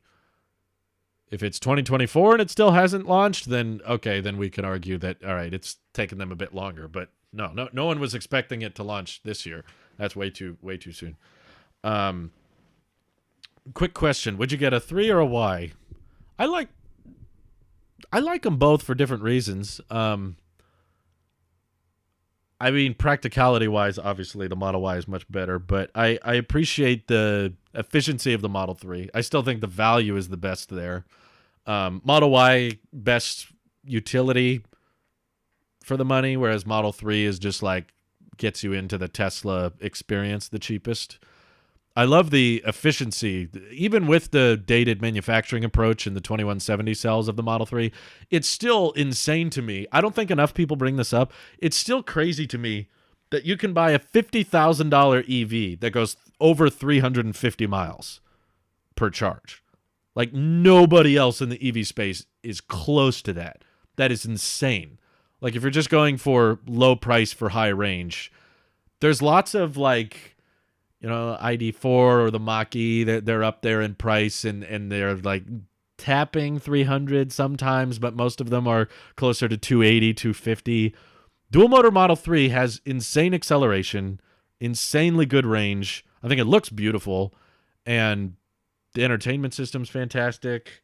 Now it's got the powered lift gate. It's got the heat pump. It's got the heated steering wheel. I love the built-in wireless chargers. Like, the value there is incredible. $50,000 and you go over 350 miles. Like, nobody's close with that. Elon Musk said costs have increased because of supply chain issues. If they fix that, do you think Cybertruck could be closer to the original pricing? I don't think it's all supply chain issues personally. I mean, I think a lot of it does have to do with inflation. Like, the price of everything is going up. Like, look at the used vehicle market. It's insane. And the price of, food has even gone up a lot. So when there's a lot of money printed, that lowers the buying power of each individual dollar. And there's so much time that's happened between Cybertruck unveiling and now that it's going to take longer to ramp the Cybertruck. So there's probably going to be a solid 3 years about between when they unveiled the truck and when the first delivery will be. It's going to be like they unveiled it in November 2019. Maybe if we're lucky, first deliveries end of next year. But I think that's too much wishful thinking. Probably more likely to be first deliveries beginning of 2023. So that's like almost, 3.5 years in between those 2 points. I honestly think, man, you know what sucks is oftentimes I'll do these videos that are about a subject that I feel like I have a lot of thoughts on and I want to be thorough. And then I'll film the whole video and I'll edit the whole video and then I'll remember a point that I didn't bring up. And I'll be like, oh crap, I was going to talk about that. Why didn't I say something? So the Cybertruck pricing video, one subject that I forgot to bring up is that Tesla's not dumb. Tesla can read the room. Tesla was probably well aware that the Cybertruck looked different and a lot of people wouldn't like the design. I think Elon Musk even tweeted about that before the design was unveiled. He's on several times said, many people may think the Cybertruck looks too weird or too futuristic, but I don't care. I love it. I think he's said that on multiple occasions. Even now, Elon has on multiple tweets said stuff like, the Cybertruck could flop, but I don't care. I love it. I don't really mind how much demand there is for the truck. I just want it to exist. It's like his passion project or whatever. I don't know why he says that because the demand is through the roof. But because they knew the Cybertruck looked different and it looked ugly, they knew that there was going to be this instant negative reaction by most people, especially in the pickup truck community. So I believe they intentionally priced it really, really low with the unveiling, knowing that that would sway a lot of people to get used to it and get comfortable with it. They were like, oh, well, literally no other electric truck can compete with this on range and on specs and on acceleration and on the size of the bed and the utility. They knew it would be undefeatable by pretty much any other truck in terms of utility. Aesthetics is all subjective, but specs are more objective. So they wanted to be best all around on specs. So they intentionally kept the price down so that people would feel more approachable to the design. If they unveiled the truck and said it would cost $100,000, people would be like, okay, you're not taking trucks seriously. This is a joke. This is a side project. This is not a mainstream thing. This is not something a lot of people have intention on buying. It's kind of like the electric Hummer. It's like, okay, that's rich people toy here. It's not really actually useful or anything like that. So by unveiling really, really low prices, granted, even prices that you might not be capable of hitting, people got comfortable with the design. People made it feel, Tesla made it feel more approachable. Like, this is supposed to be a truck anybody can buy. Even though it looks weird, we don't want you thinking it's a small niche of the market. This is meant to be sold in high volume.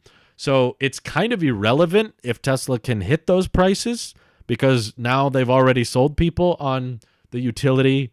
They've already sold people on the design, and a lot of people have fallen in love with it now. Like me, I'm a classic example of when it first came out, I was like, whoa, this is kind of weird. I didn't hate it at first. I just didn't love it. But as time went on and I understood that the specifications of the truck could not be reached elsewhere, and I realized that all pickup trucks are kind of ugly. I've never really looked at a truck and thought, wow, that's beautiful. It's a truck. It's meant to be like a tool. That's when I realized, okay, I can understand why they designed it the way they did. And I think it was very bold and brave of them. And now I've fallen in love with it. Now I think it's great. And I want more vehicles to look like the Cybertruck. So now that people have fallen in love with the design and the utility and the benefits of the Cybertruck, Tesla can afford to up the prices a bit and charge more than they originally expected because people know what they want now. And they've seen the Cybertruck and now can't really get behind anything else. Some people have. I see the comments. Some people just want any electric truck as soon as possible. Some people don't want to have something that looks so bizarre, looks so ugly that they drive around in. So I understand that. There's certainly going to be a market for the Rivian R1T and the F-150 Lightning, and there's even a market for the electric Hummer. They're there, but I think production capacity is what's going to put the Cybertruck in the lead. Let's see. I'm all about range. I have the max spec Cybertruck on order and have had 3 for a few years, but I don't need... had a 3 for the few years, but I don't need the speed, just the range. Dual motor Cybertruck with max range would be best. Yeah, I feel like there's probably some specifications that tie in to each other between, like, you can have higher towing capacity and higher payload capacity if you have a more power in the powertrain.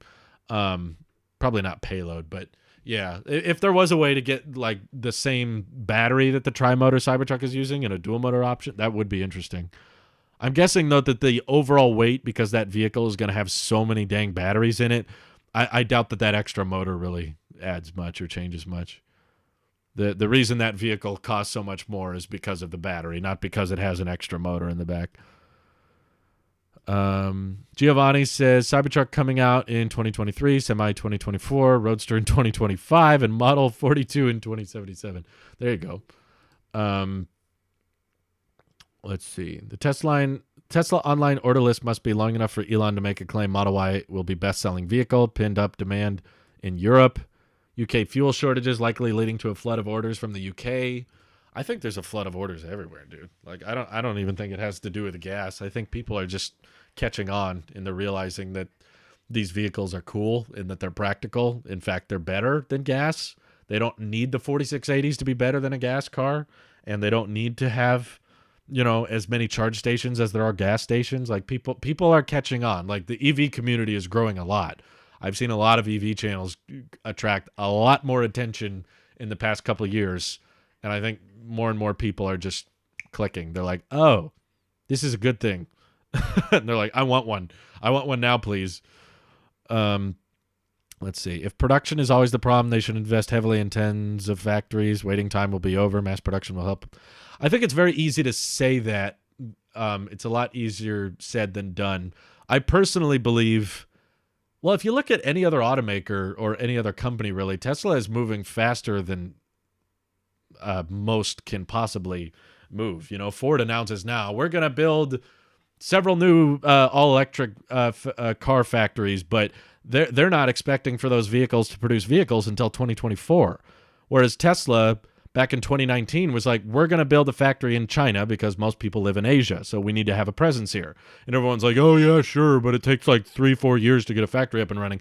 And within 11 months, they went from a muddy field to a factory pumping out Model 3s at high volume. And now, within another year, they've gotten to the point where that factory is producing more cars than the Fremont factory. So there's a lot of people. It's not just concrete on the ground. That's not what makes a factory. It's not just steel in the sky, boom, building. We have an enclosed space of air. That means we have a factory. It's like, no. The more complicated part is not so much the construction.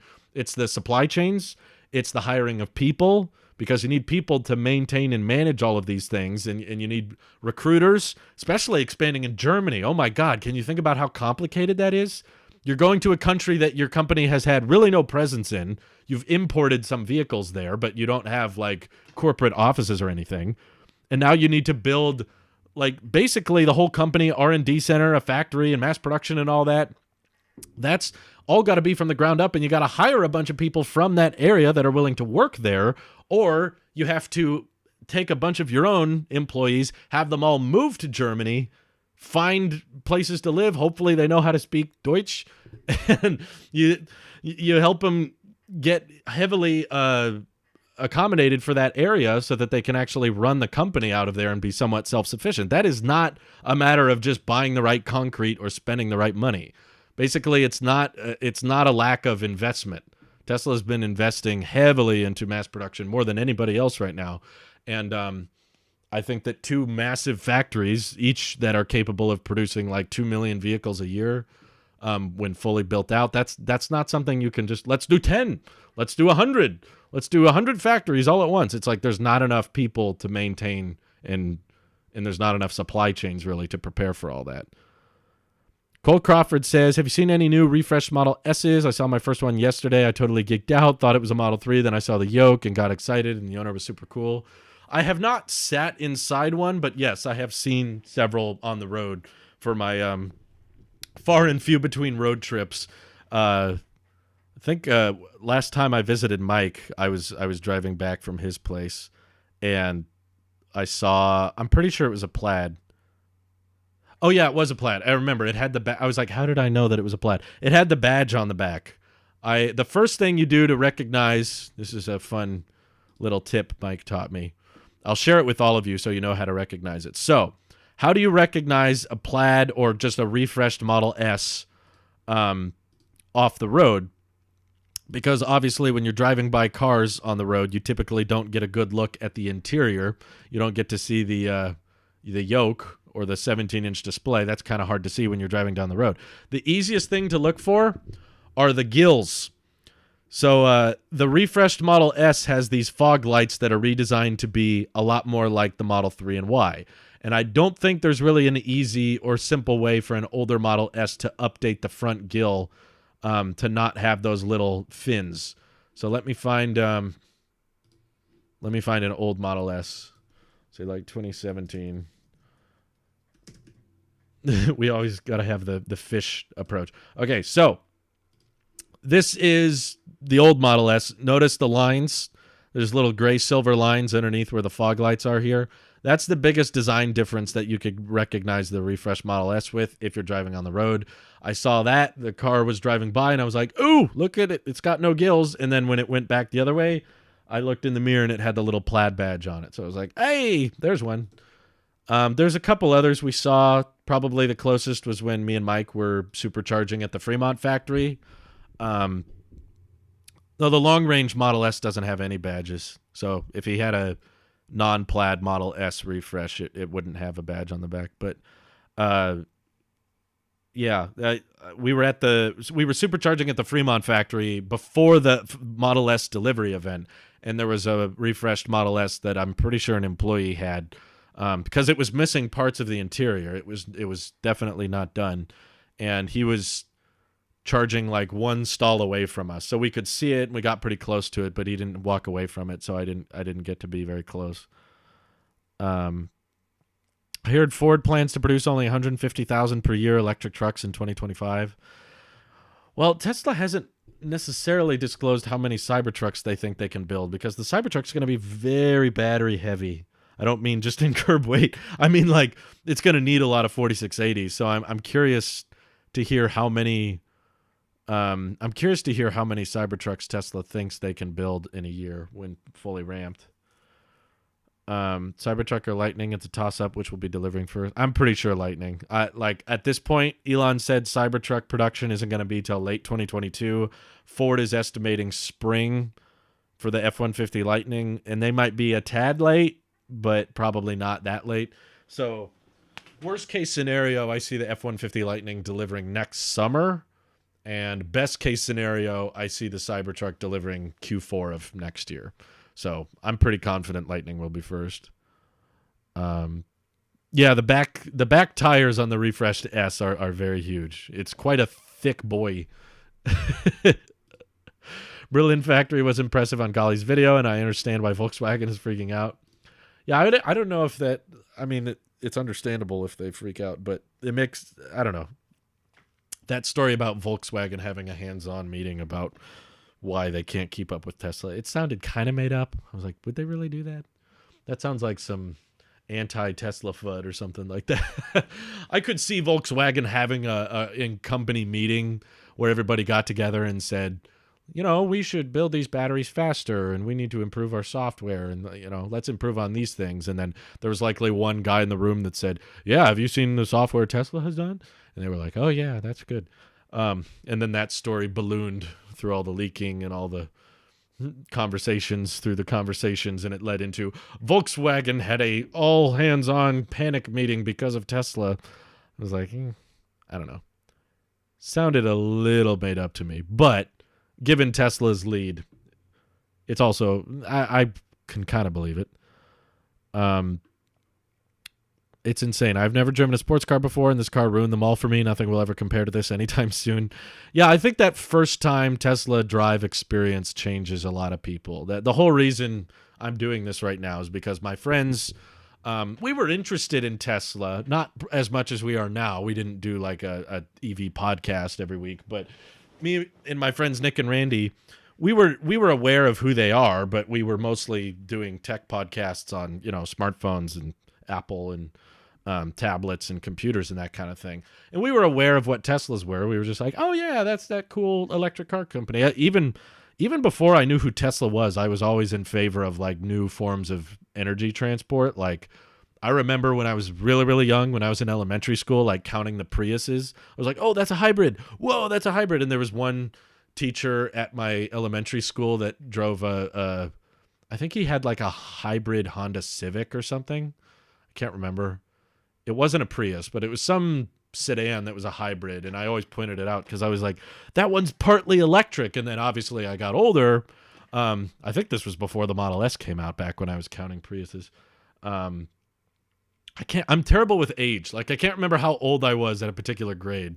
I guess you go into kindergarten at what, like 6? I think my sister went into kindergarten at 5, but I probably went at 6. So then first grade, I would have been 7 or 8, which means it's 2010 because I was born in 98. So yeah, that would mean I was counting the hybrids and the Priuses in like 2010, 2011. So the Model S was not really a thing back then. They were talking about it, but it hadn't delivered. So obviously when I got older, I started finding out that there were full electric vehicles, and I was like, what? Because I always thought the coolest part of hybrids was that, under a certain speed or in certain conditions, they were electric and they were really quiet. So I always thought that was cool. Then we found out about Teslas, and I was aware of that. And I was doing tech videos by the time the Model 3 came out, although I didn't have a whole separate channel for it. So I was like, oh, the Model 3 is so cool. But at the time, I was in high school, I think. Yeah, they unveiled it in 2016, April. So I hadn't graduated high school yet. Oh, I guess I was just about to. I graduated high school summer of 2016. And back then, I was a little high school student. I didn't have any kind of money to spend on a car. I was driving my dad's old Ford Ranger. I didn't buy it or anything. And that truck ended up having lots of problems. That's why we don't have it anymore. But once 2018 came around, I think it was, my friends Nick and Randy that we did podcast together, we would scheduled this meetup in the Bay Area where we were finally all going to see each other for the first time. We were all in different parts of the world, parts of the country, I should say. We're not that far apart. We had all met online. We were just friends digitally. We had never met in person. We were like, hey, let's all hang out. We're going to go tour Apple. But they surprised me. They did not tell me that they had rented on Turo a Model 3 for the day. So this was the first time I was going to actually sit and drive around. I didn't drive it that day, I think, because Randy was like the registered driver for the rental. But that really captivated my attention because it was the first time I was in a car with autopilot and the big display. And then I think like a year later, we did another meetup and they rented the Model 3 and they brought it to where I live, which is, less crazy driving. So they were okay with me driving it. And that was the first time I really got behind the wheel of a Tesla and actually got some experience driving it around. And I was like, oh my God, I just witnessed the future. And I had just this mind-blowing moment where it wasn't so much when I started driving the car, although that part was amazing. The fact that you just get in and there's no ignition, you just start going, how quiet it was, how smooth the ride was, and the acceleration was great. All of that was fun, but what really blew my mind was when I turned on autopilot, because I had never had a car like that before. I was driving the car I'm still driving now, this old crappy Sonata, which is older than the original iPhone, but it's a fine car. I hate on it, but it gets the job done. It's cheap. I don't know if EVs will ever be as cheap as that car, but I turned on autopilot and I just kind of, I kept my hands near the wheel, but I just started watching the car drive all by itself. I think this is on the Tailosive B-roll channel. If you scroll back far enough, there's like the first time I turned on autopilot and I was just like, wow, the car is doing this. And when I realized at that moment that one car could do so much and it was so different from every other vehicle, I was like, this is it. I was like, this is the future. So that was probably my first experience where it blew my mind, and it ruined all other cars for me. It's a very dangerous thing, I'll say. Getting not medically dangerous, but getting in a Tesla and driving it around is dangerous for your bank account, because it will make you rethink a lot of life choices and be like, okay, what do I have to do financially to get a Tesla? It's very dangerous. And I've had to have an immense reworking of my brain and take control of my selfish desires to not, do everything I can to buy a Tesla right away, because that's obviously something I want, but it's just not super financially practical or reasonable, considering how much better the batteries are getting soon, and also given how little I drive. So, yeah, but that was an eye-opening experience for me. That's when I started really taking Tesla more seriously, is once I sat in one. Before that, it was just kind of cool, interesting, but I didn't talk about it very much. Okay, I've watched hundreds of your videos. Why don't you ever clean shave? You always keep a goatee. I used to clean shave. People didn't like it, actually. I know that I can't please everyone, but back when I had a beard and then I shaved it all off, people were like, ew, you look like a baby. And they wouldn't stop talking about it, and my wife doesn't like it. My wife prefers it when I have a beard. So I was like, okay, I'll just keep the beard. Believe it or not, I have very little control over my face. I have people online always telling me what to do. It's like, you should trim this or trim that, or you should clean shave it. And then my wife's telling me, no, keep it all, grow it out. She wants my beard to basically get as long as possible. Whereas everyone online is like, keep it as short as possible. But then when I do, they all freak out about how old I look. The beard adds about 10 years to my age. If I shave my beard completely off, I'll look like a 14-year-old, and I don't really want to. Do you know why supercharging a Model S will get you 200 miles in 15 minutes and only 175 for the new X? Don't they have the same battery pack and cooling? Yes, but not the same range. Model S, I believe, goes 300. No, sorry. Model S long range goes over 400 miles on a charge. Model X long range goes 360. So same size battery pack, yes, but worse efficiency, so therefore not as many miles. For scale of production at Berlin, factory full production will be 2 million a year. In a few years after opening, it takes 19 of BMW's factories to accomplish the same number at full scale production. Is it really 19? That's crazy. Oh my God. 70 says, I've always been exposed to driven Lexus cars and always loved how quiet they are. My Model 3 beats my old Lexus in the quiet category, but not wind noise. Do you have the Model 3 with the dual pane glass? I'm curious. And what kind of wheels? I know that impacts sound as well, but I'm just so used to crappy junk cars that any Tesla I've been in has been immensely quieter than any other car I've driven. Let's see. I believe they will deliver Cybertrucks with a 10-foot charging extension. Oh, I see. Because of the supercharger and they're too big. That's not a bad idea. I haven't heard that they'll do that, but that's fairly logical. To help people supercharge their Cybertrucks, they got to include a little extension cable. Seeing some of the mistakes that FSD beta makes, I'm not sure if I would more or less stressed using beta. I think a lot of people who want it don't understand how it behave in the worst way. Well, the thing to keep in mind about the YouTube videos is that the YouTubers only really have a video to document when it makes mistakes. It's not that interesting of a video to just watch the car drive around and it doesn't do anything wrong. That's good. That's what it should do, but it's not that interesting. So most of the time, most of the videos I've seen at least, when the car is doing everything correctly, they kind of time lapse or they just don't say anything and the car just does what it's supposed to do. But yeah, I can understand why it would be stressful for a lot of people.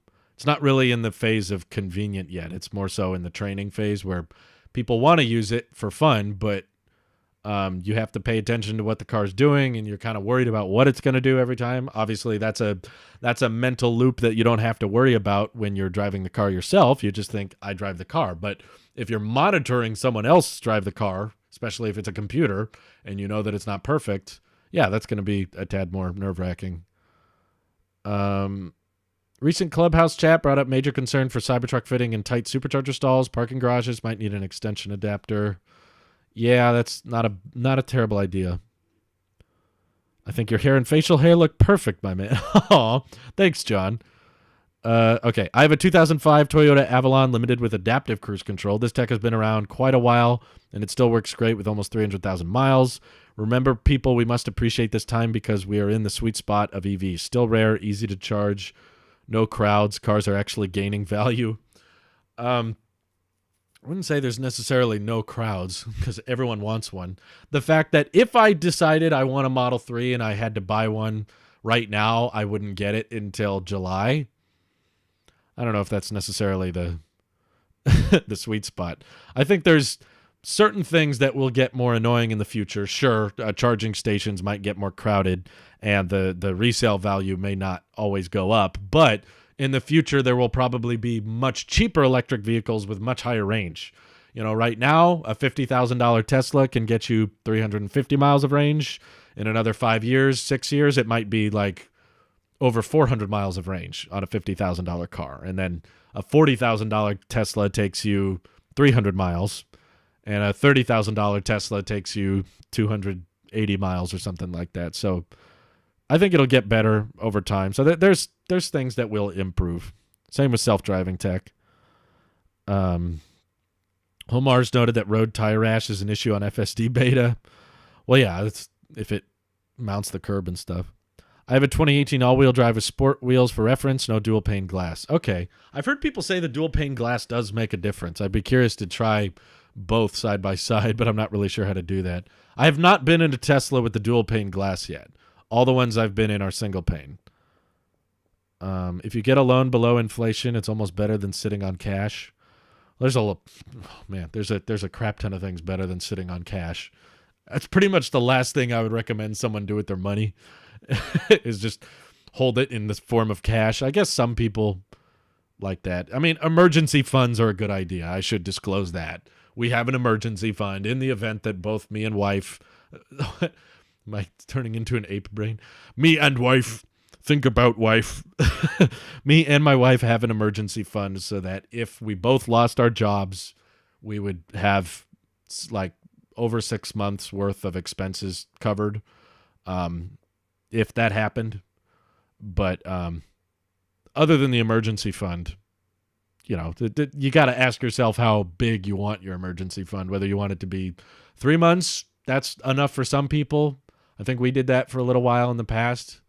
Or some people want to have like a year or 2 year emergency fund of like, if I lose my income, I'll be good for a year to kind of find another job and kind of rearrange my expenses. That's fine too. It's up to you. But other than the emergency fund, everything else, whether you're investing in stocks or mutual funds or even crypto to a certain extent, I guess, as long as you're holding it for the long haul, there's a lot better ways to store capital than just stacking up a bunch of cash and sitting around. Let's see. Abhinav says 70K Cybertruck Plaid will be the best value for years at range, speed, capability. What do you think about the Cybertruck Wolverine? I would personally be super duper more interested in a Wolverine Cybertruck because I love the design. I love the utility. I love the specs. I love the high range. I love the acceleration. I'm even a big fan of the yoke. I don't have really... The Cybertruck interior is my favorite. I love a giant 17-inch display, Nothing else. Big marble countertop. I like the minimalistic approach. I like things being simple. I don't need a display behind the steering wheel. I don't need a steering wheel. I like the rear view mirror being an actual screen. I love the Cybertruck interior. I love pretty much everything about the Cybertruck except the size. Granted, I have not seen the Cybertruck in person, and it's possible that the production model might be slightly smaller, but I do have pretty extensive experience with an F-150 and bigger. Back when I worked at a mandarin ranch, I had to drive an F-350 around pretty regularly. So I have several hours, many hours clocked of driving around big, heavy-duty trucks. And my grandparents own the standard F-150, the one that they compared the Cybertruck to in terms of length and height. And basically, I have a rough idea on how big the Cybertruck is. And I don't like trucks that big. Like I've ridden with my grandparents in their truck, and I've been in the truck as they've parked it, and they've brought their truck to this house, and I've seen how big it is next to our garage and how much space it takes up. I haven't done the measurements, but I'm not sure if a Cybertruck would even fit in our garage. I just don't like driving big vehicles in general. That's not my forte. The thing I like about the Cybertruck is the durability and the utility, and the design is iconic in my opinion. So if I could get all of that in a smaller vehicle, I would be way more interested, but I'm guessing that the smaller Cybertruck is not going to be a top priority for Tesla because they're going to be severely back-ordered on Cybertrucks for years. They've got way too many orders to fill. Hopefully, not hopefully, but if Tesla ends up increasing the price that you need to pay for your Cybertruck, likely a large number of people will cancel because they'll say, hey, this is too expensive. And Tesla will be like, cool, thanks. We need less demand because we're only going to be able to build probably 100,000 or 150,000 in our first year. And we've already got like over 1 million reservations. So, yeah, they need less demand at this point. They need less people ordering that truck in order to catch up. Once you catch up on demand, then you can start lowering prices, or then you can diversify and start providing options like a smaller truck. And that would be a lot more interesting to me because I'm not a big truck guy, but I do like trucks in general.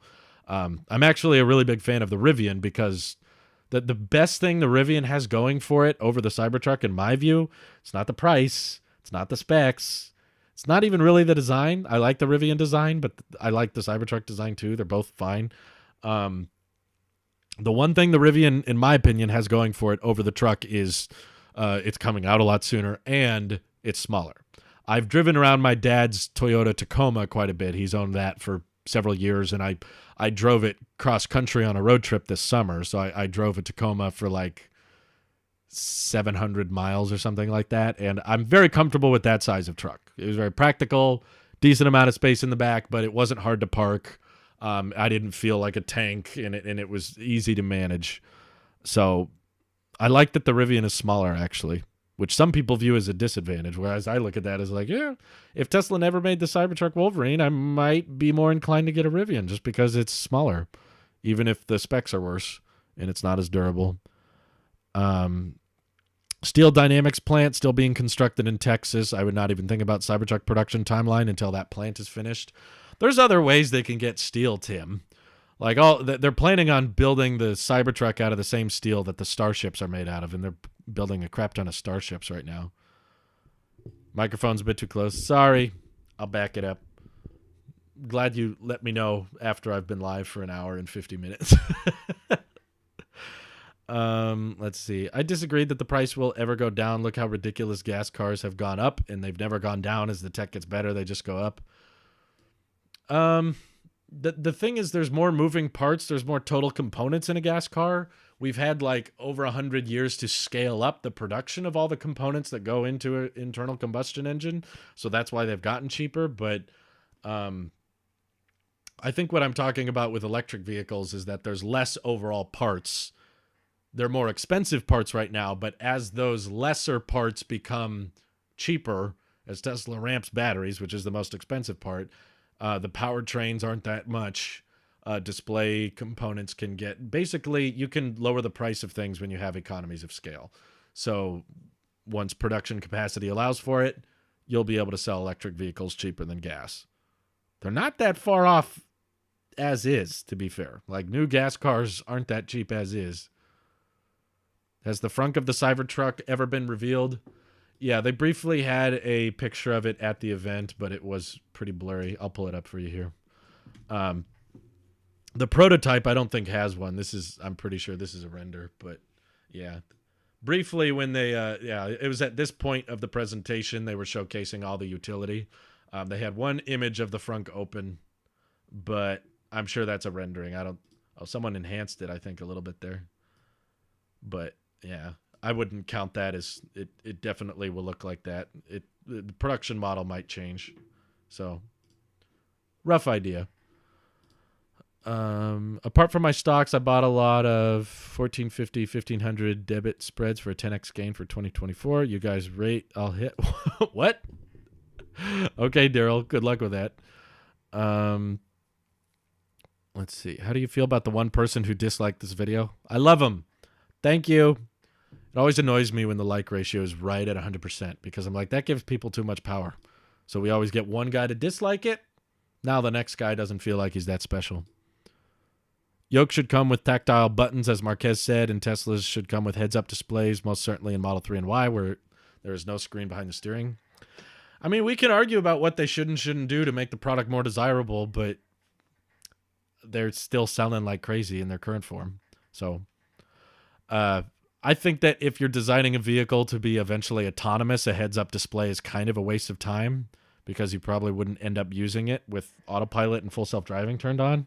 So I don't see the huge desire. I mean, I get that you kind of want to have the display behind the steering, but I've driven the Model 3 and Ys. I don't think looking to the display versus looking at the heads-up display, that's just going to add to the chips it needs and add to the overall components. Takes it longer. Those videos of people stress testing Rivian make me rethink Cybertruck. Now, not sure. Yeah, I bet a lot of people are rethinking their Cybertruck order, seeing how amazing the Rivian is performing. Am I aware of the Fisher Karma? It was the only Model S rival when S launched. It was shown in 2.5 Men, driven by Ashton Kutcher. I saw one, actually. It's funny you bring that up. On my last drive to meet Model Y, what did I just say? On my last drive to meet Model Y Mike, that's what I meant to say, sorry.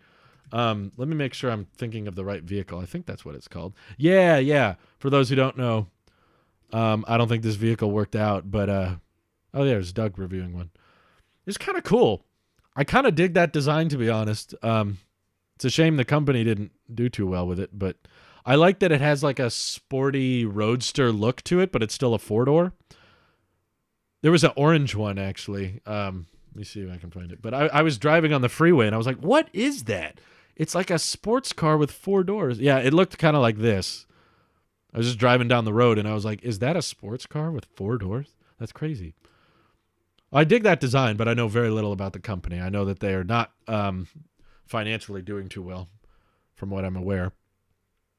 Let's see. Zoltan says, honest feedback, giving you a dislike right now. Thanks, Zoltan. Obviously, disagreements and explaining why you disagree are better than just hitting the dislike button, but I haven't noticed it doing a big difference. Honestly, in the past, I've had videos with more dislikes do a lot better than videos with all likes. So, if anything, there's evidence that hitting the dislike button improves the likelihood. They're still producing? Oh, that's good. I didn't know. It must not be in very high volume, but I do agree that it would be cool if the yoke on the Cybertruck had some kind of tactile buttons. I was actually just watching MKBHD's podcast with Doug DeMero, and Doug mentioned that he doesn't like the blinkers both being on one side. I kind of disagree, though, because I often am driving and holding my wife's hand. So if I have one finger that can signal left and right, I don't have to do the two-handed driving. I don't mind the blinkers being on one side, but I do think that the yoke could be improved. Let me pull up an image of the yoke. I forget. There's something I thought should have been changed. Oh, where'd it go? The Model X had the Model X Tesla gallery images, I think, had a more up-to-date images. The one thing I did agree with them on, though, is I don't know why the horn needs to be a capacitive button. Okay, here we go. Like, okay, we've got 2 blinker buttons on this side. Marquez has since said he loves the yoke now, and he said it on a tweet, at least, he said he would not trade this for a steering wheel option. If offered, he wouldn't take it, which I thought was pretty impressive. Okay, so you have your microphone button here, windshield wiper button here, but then you have the horn button here. I don't really get why the horn button needs to be here instead of just pressing the middle. Like, is that so hard? I know that there's an airbag there, but is it? How much space does a horn sensor take up? Maybe it's more complicated than I realized, but I don't think that tech is very complicated.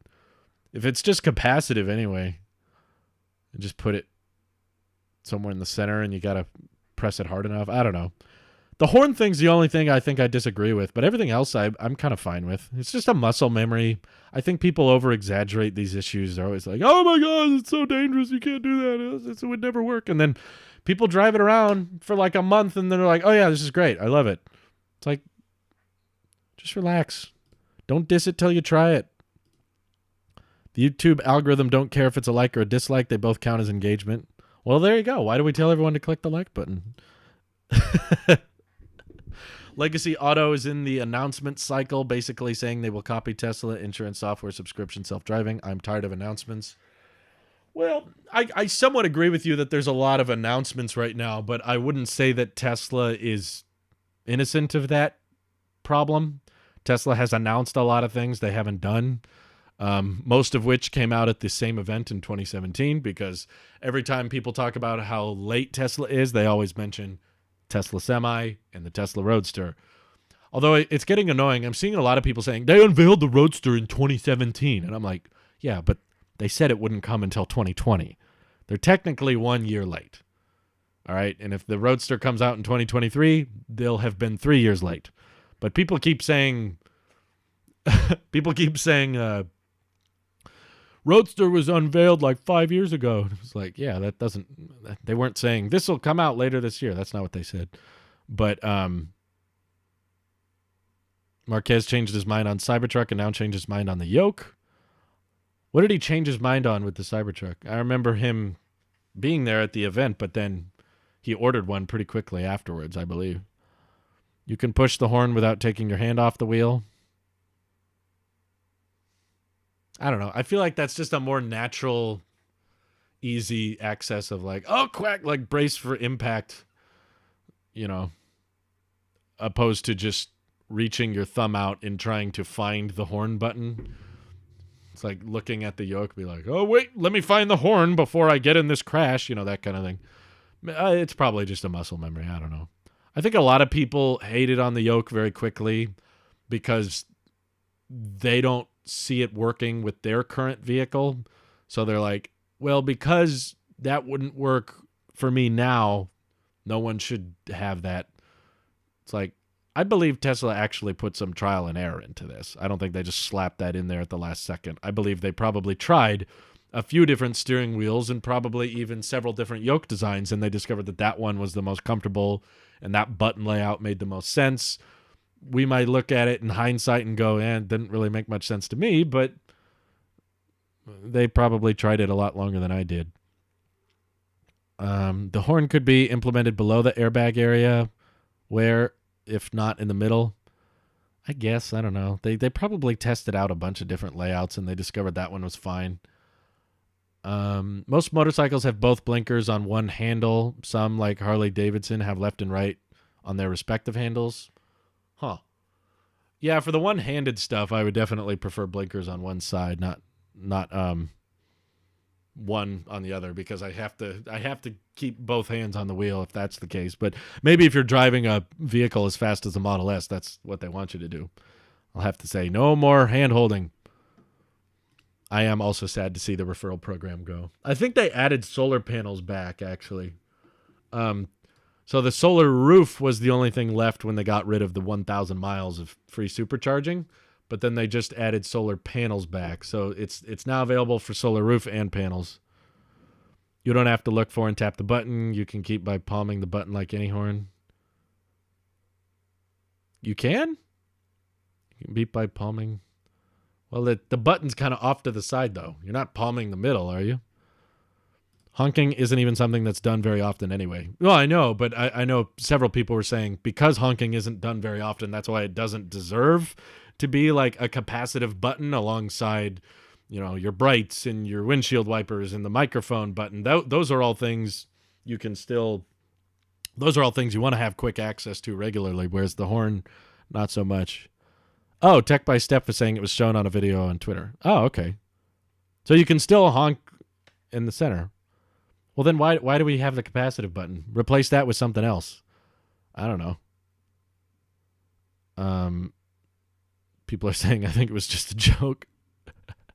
I literally never use my horn. Road rage incidents in Atlanta keep me off my horn. I can't remember the last time I used my horn either. I'm trying to remember. Yeah, I don't think I have. Is that weird? I can't remember a single time I've used my horn. Granted, I don't drive as much as other people do, but